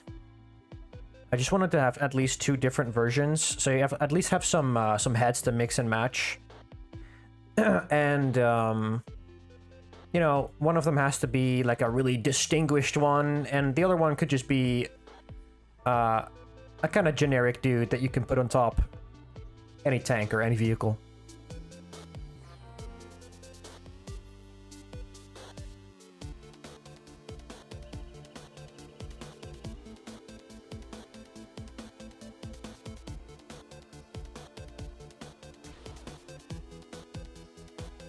Of course, they take a bunch of inspiration from stuff that already exists, but I think that's what people want anyway.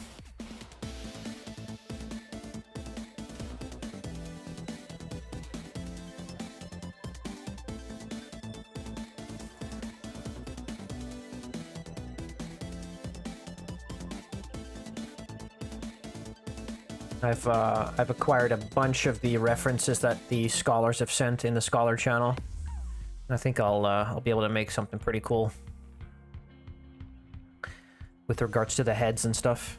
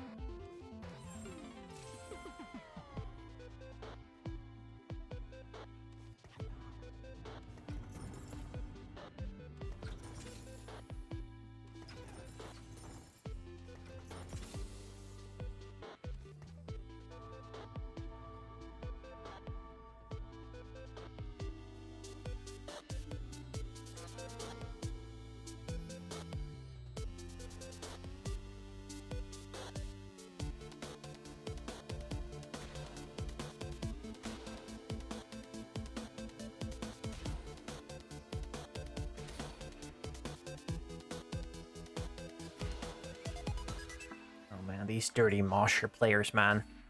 Punk, rapid fire, ew.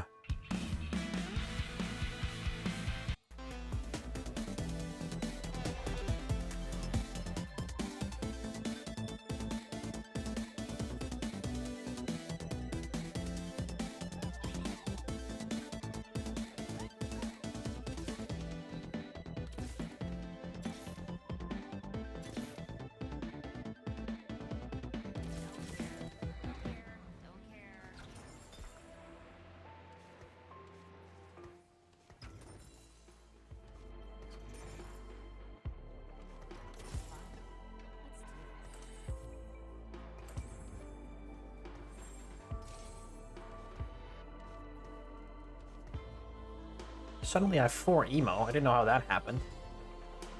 Went from 8-bit to emo.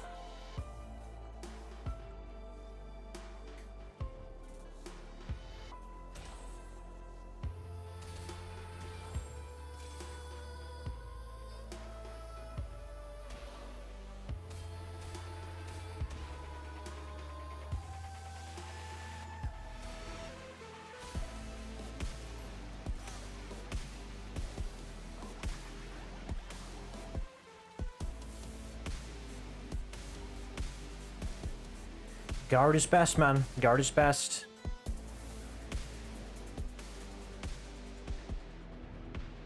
The guard is what keeps the world go round.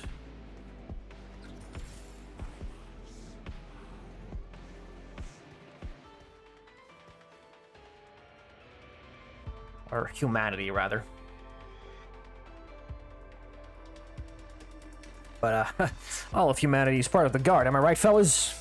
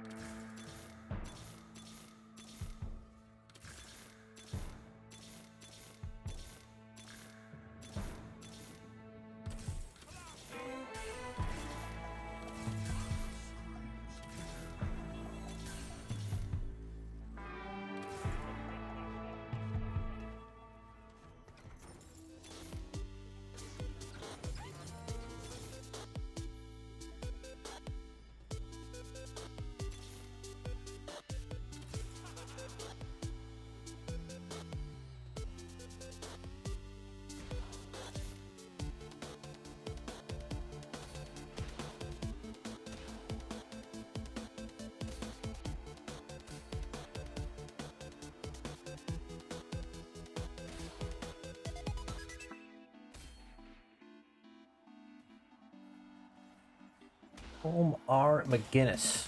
Some amazing guard shanty style songs on YouTube. No, I've not. I have to look that up real quick. I'll keep that in mind.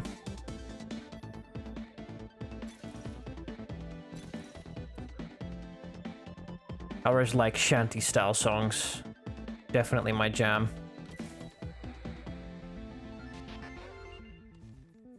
I have these very weird tastes. I think not many people are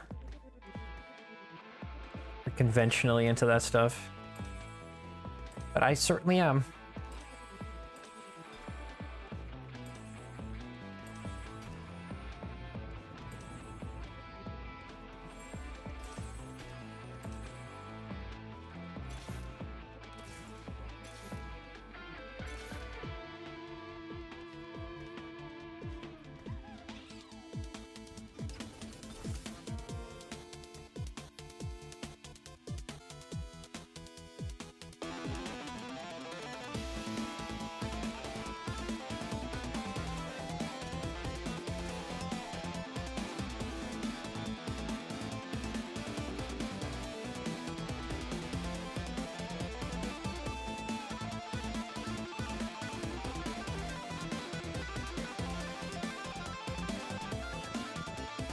Damn, am I really just gonna lose 2 games in a row?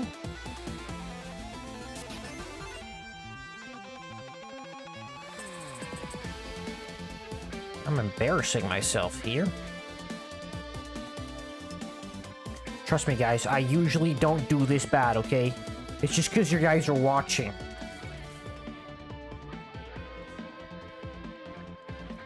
Can you guys just look away real quick?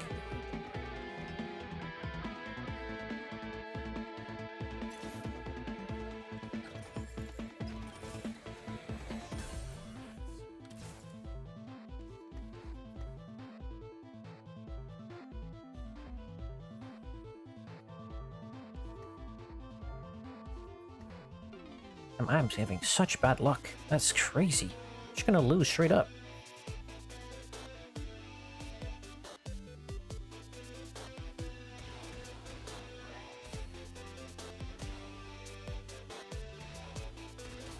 Oh, it's over, team. That's the end of me. I'm just gonna surrender. Alright. Back to modeling.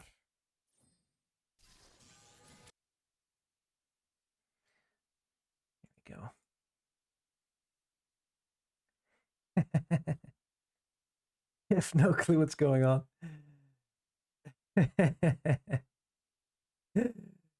Oh, you guys are teases. At least I know you've got my back. Let's see, how do I do the shirt on this guy? It's just a simple style, isn't it? Yeah, it's just a coif. Actually, I can just copy this and adjust. I'm willing to bet.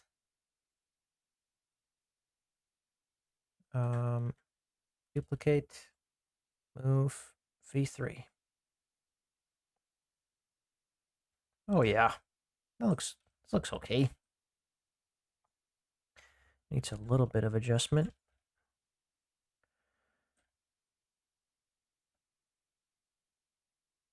Maybe I'll just scale this down a little.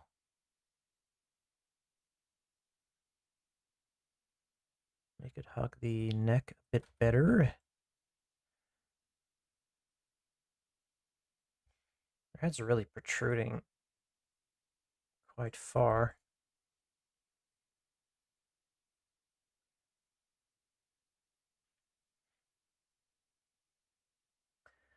All men have performance issue once they reach that age.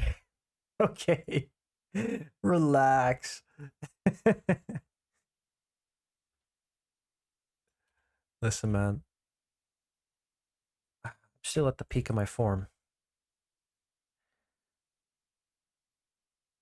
Can't gaslight me into being that old yet. There we go. Move that over there. I'm at the top of my game, guys. Better believe me. It's just that in the video game department, things have definitely slowed down cognitively.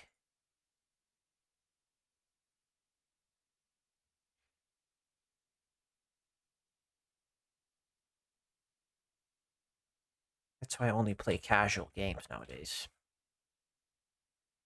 It's not because I'm bad. It's just because, you know, need to keep the reserves for when they're necessary. You know how it goes.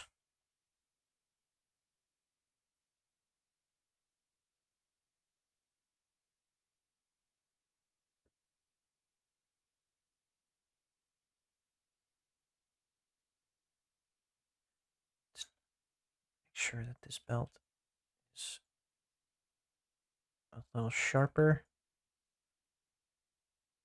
Kind of beveled it too much. I may have to make a new one.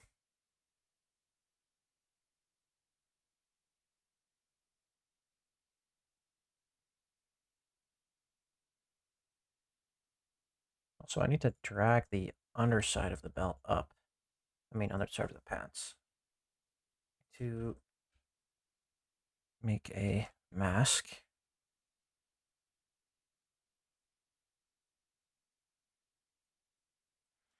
And then slide that up a bit.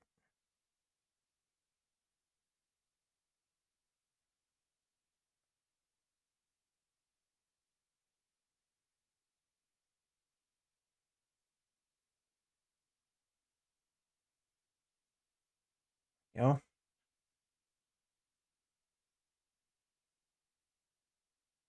Now we're talking. Got the pants coming up.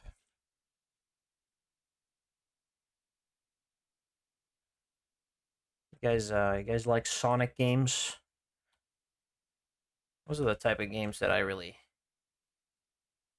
cannot stomach to play. They're more playthrough worthy for me, like as in watching someone else play. Been watching a lot of playthroughs of like old retro style games. And they always have these funny catchphrases, you know, now we're talking. That's what Sonic says. I think so, at least. And I think they're pretty memorable. I like using these cringe little catchphrases to yell at my friends. They never know what I'm talking about, but it makes me laugh to see how confused they are. Like, what is this idiot saying? And I'm just saying, now we're talking. Now that was rad.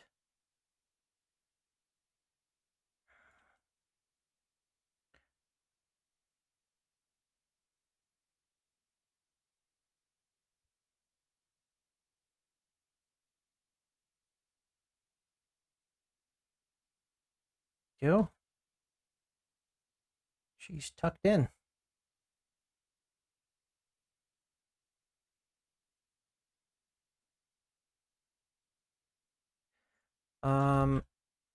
I don't like that I can't see her eyes. It's throwing me off.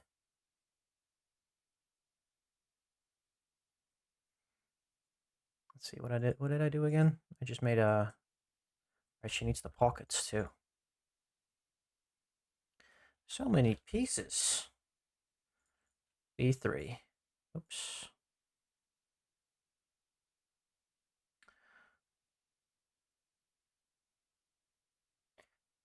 Let's see. Can I shrink wrap this at all? Is that gonna go completely haywire? Oh, yep. Yep, that's what I thought. It does not like the titties. Oh. I mean the memories. Keeping it respectful here, guys. The mammalian milk factories. What did I say? I didn't mean to say that.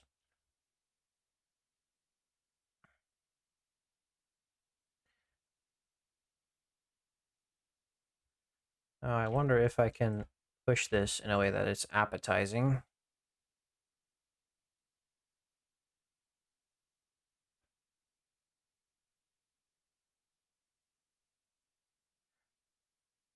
Oh, there we go. Lower.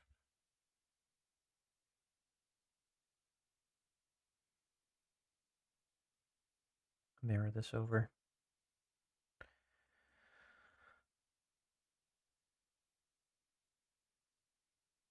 Look at the references, guys. Use the references. Luke, use the references. How do women look in these types of uniforms? They look good. But we knew that. But how do they look good? Figure it out. Find a way. Look up on Google, female tank commander. See, look at the pictures. What does it look like?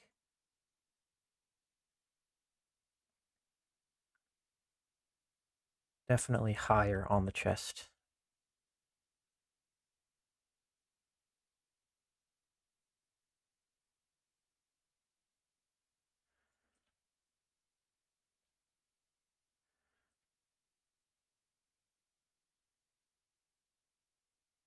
There we go. Uh-oh, that's not looking good. Why is this all mucked up now? What have I done to deserve this? There we go. It's a little better.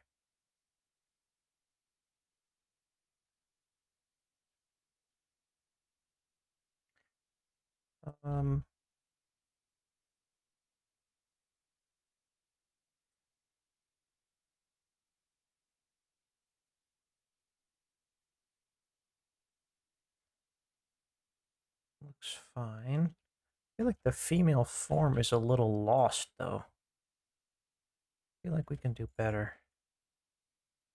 in that department. But maybe that's just me.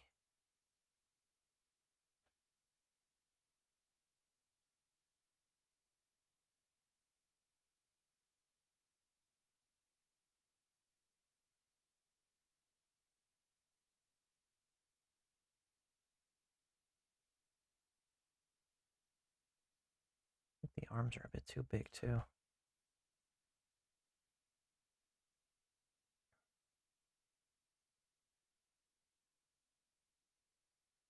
Let's give her a different hair color. I don't like this hair. Too black.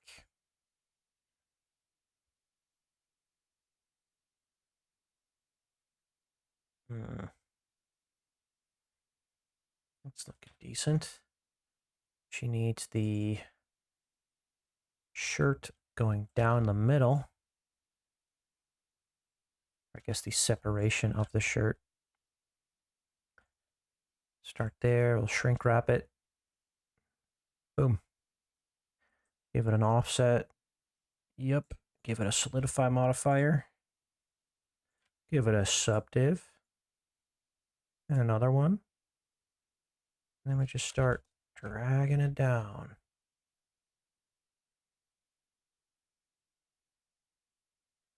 And dragging it up.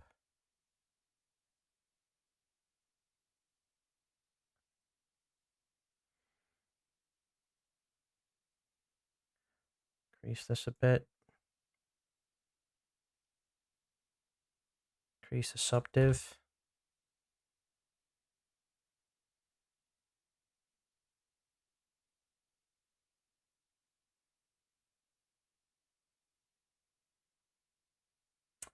Oh, I just pressed object data. I did not want to do that.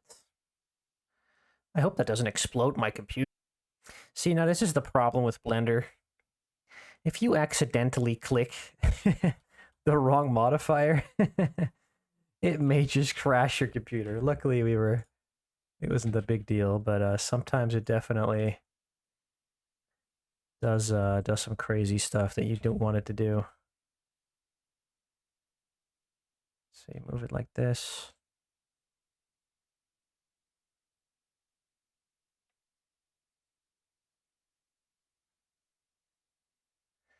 It was a minor explosion. That's right. Yeah, we're good. We're good. Now, her color is looking decent. She just needs a little bit extra. I think her profile's looking okay.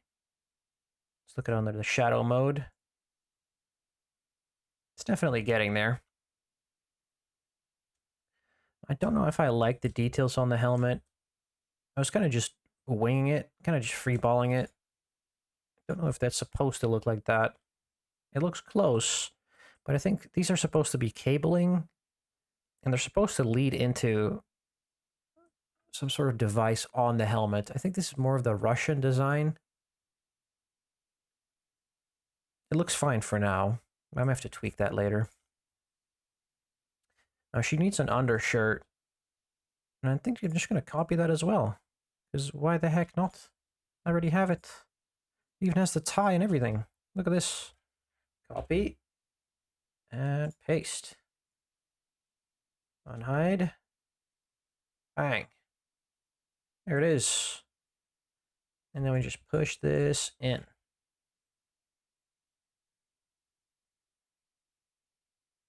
Oh, yeah.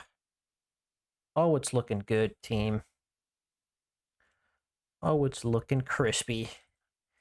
Now, this could use a little work. Let's just parent these.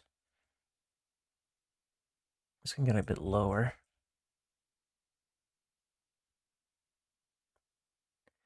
Or it's more like the collar that needs to be lower. Huh? Oh, this is too wide. Push this in a little. There we go. And then we grab the under color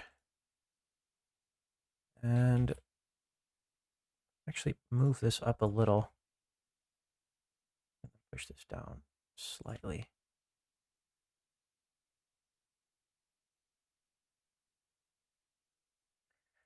Call a tech priest. Oh boy. Oh, there's going to be all sorts of heresy found on my computer. You don't want that. think we can do without the Mechanicus on this one.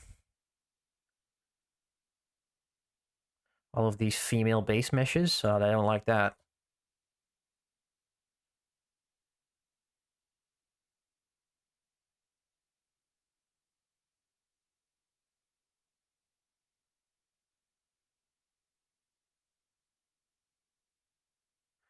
They won't like that one bit.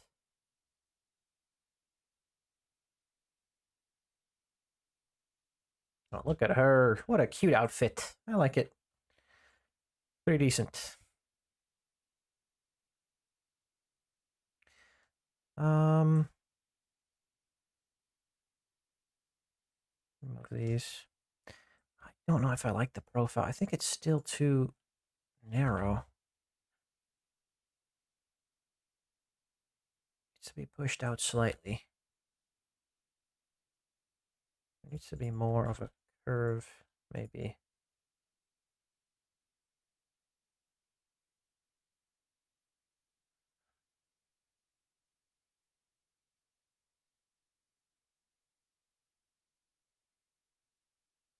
Silhouette is good.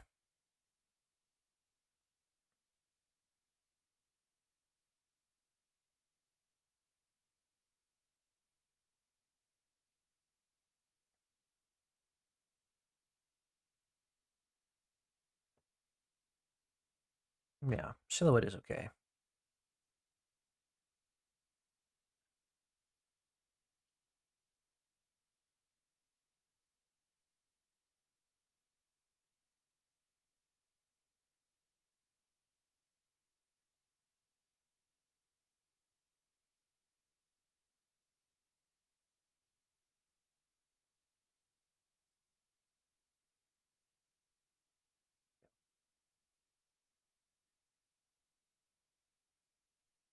The pants needs work.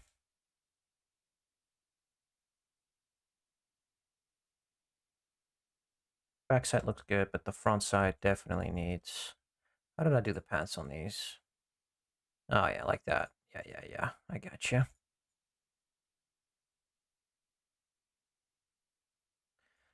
Make some lines over here.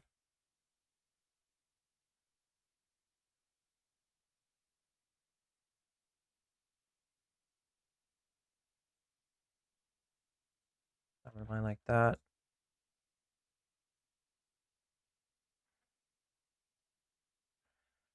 Drag a line back down here. See if the cavity works. Yeah, that works just fine. Give it some nice detail. Make sure those wrinkles really pop out.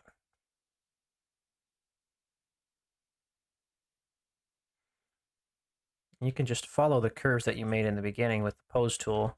So you don't even have to do that much planning on these wrinkles.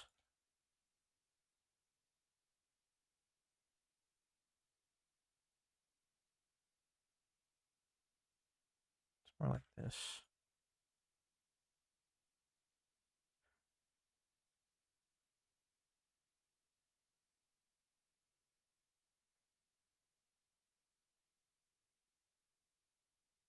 It can be a bit thicker.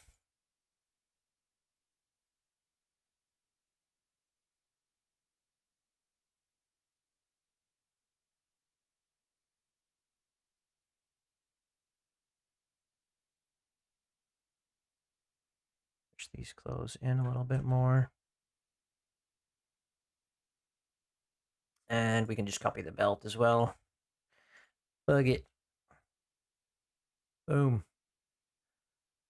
Belt buckle achieved.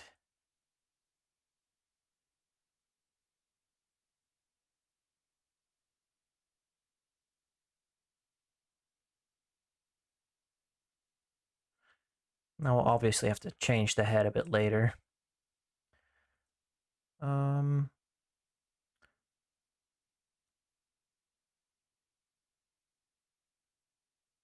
Looking pretty good.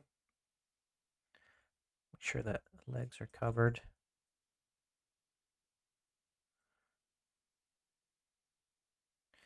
Probably just thin the legs out a little bit more.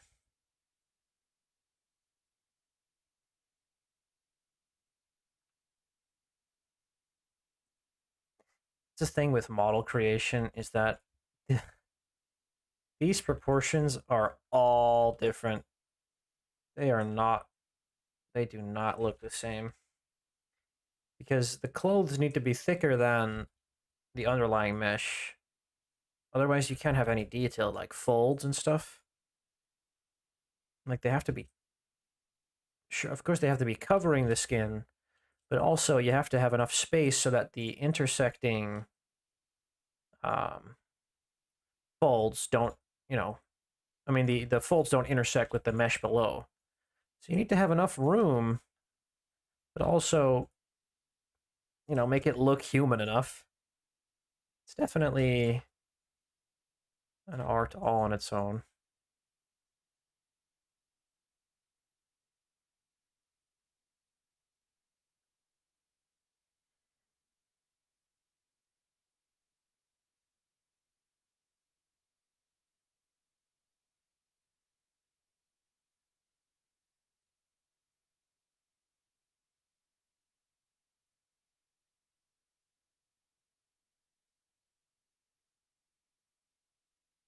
This little piece of skin is sticking out, and I do not appreciate it. There we go.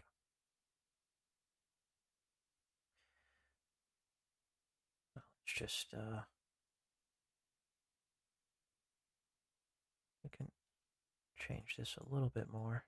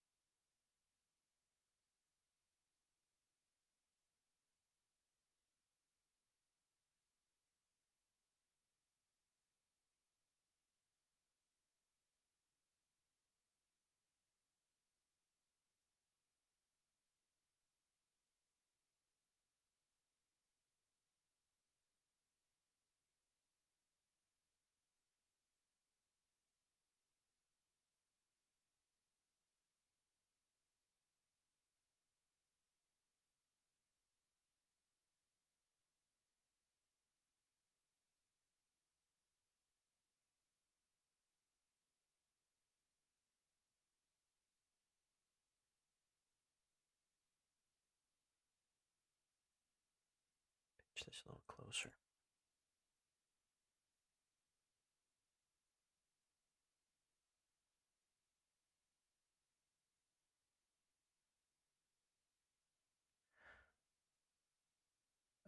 Yes, Thomas, that's correct. I do have to adjust the fabric in most of the poses, but in some poses it just works. But definitely in most poses it needs some adjustments in case of wrinkles, in order to make it look believable.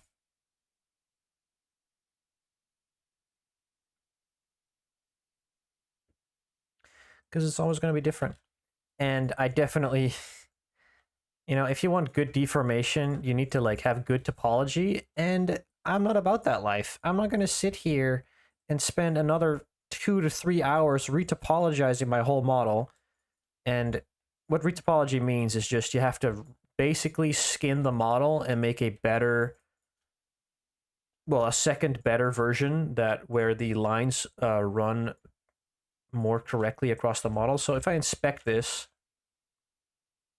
you'll see that this is just horrible topology. It's just all over the place because it's sculpted, right?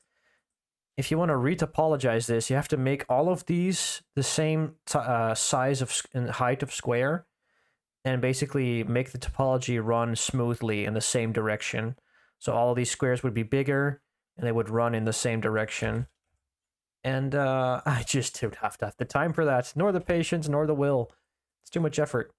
And it's not really necessary. It's still faster to redo the sculpting after the posing phase than individually make a new mesh for each model. It basically means you have to sculpt twice anyway.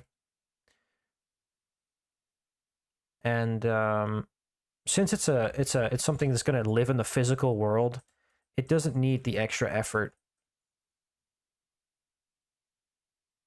It's not going to be in a video game where that stuff actually matters. It's just going to, once this is painted over and it's printed physically, you are not going to even notice whether or not the topology is right. But if it deforms badly in a game, you will notice because you'll see the polygons clipping and it's just going to be ugly.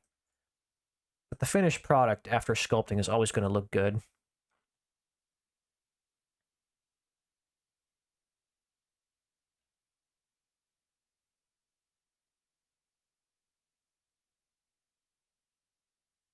There we go.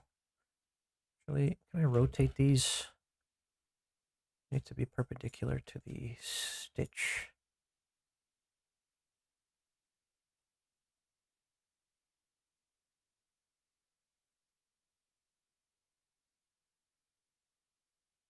Oh, what is she missing?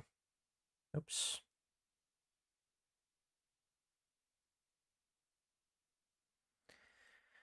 She's missing the arms and the bit of the pants there.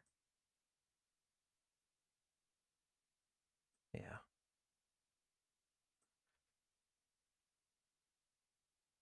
All right. Well, that's all the work I'm going to do for today. I think I'm just going to call it here. I think this is a good first test run for streaming. And I'm just going to try to maintain a schedule for streaming every single day, at least 2 to 3 hours. A little bit of gaming in between when I get tired, because it just revitalizes me, distracts me a little bit. But yeah, that's pretty much. We did all of this in just 2.5 hours. Very good base mesh. I'm going to keep working on this tomorrow. Thank you guys for coming in, hanging out, and listening to me ramble. I think it was really fun. And I'll be here tomorrow. Same time-ish. Sometimes a little earlier, sometimes a little later, but I'll try to keep it around the same timing. Thanks for coming, guys. I'll see you in the community. Yeah, I'll make sure to check out the Colm R. McGinnis shanties. Those seem very interesting. Right, thanks, guys. Thanks for hanging out. See ya.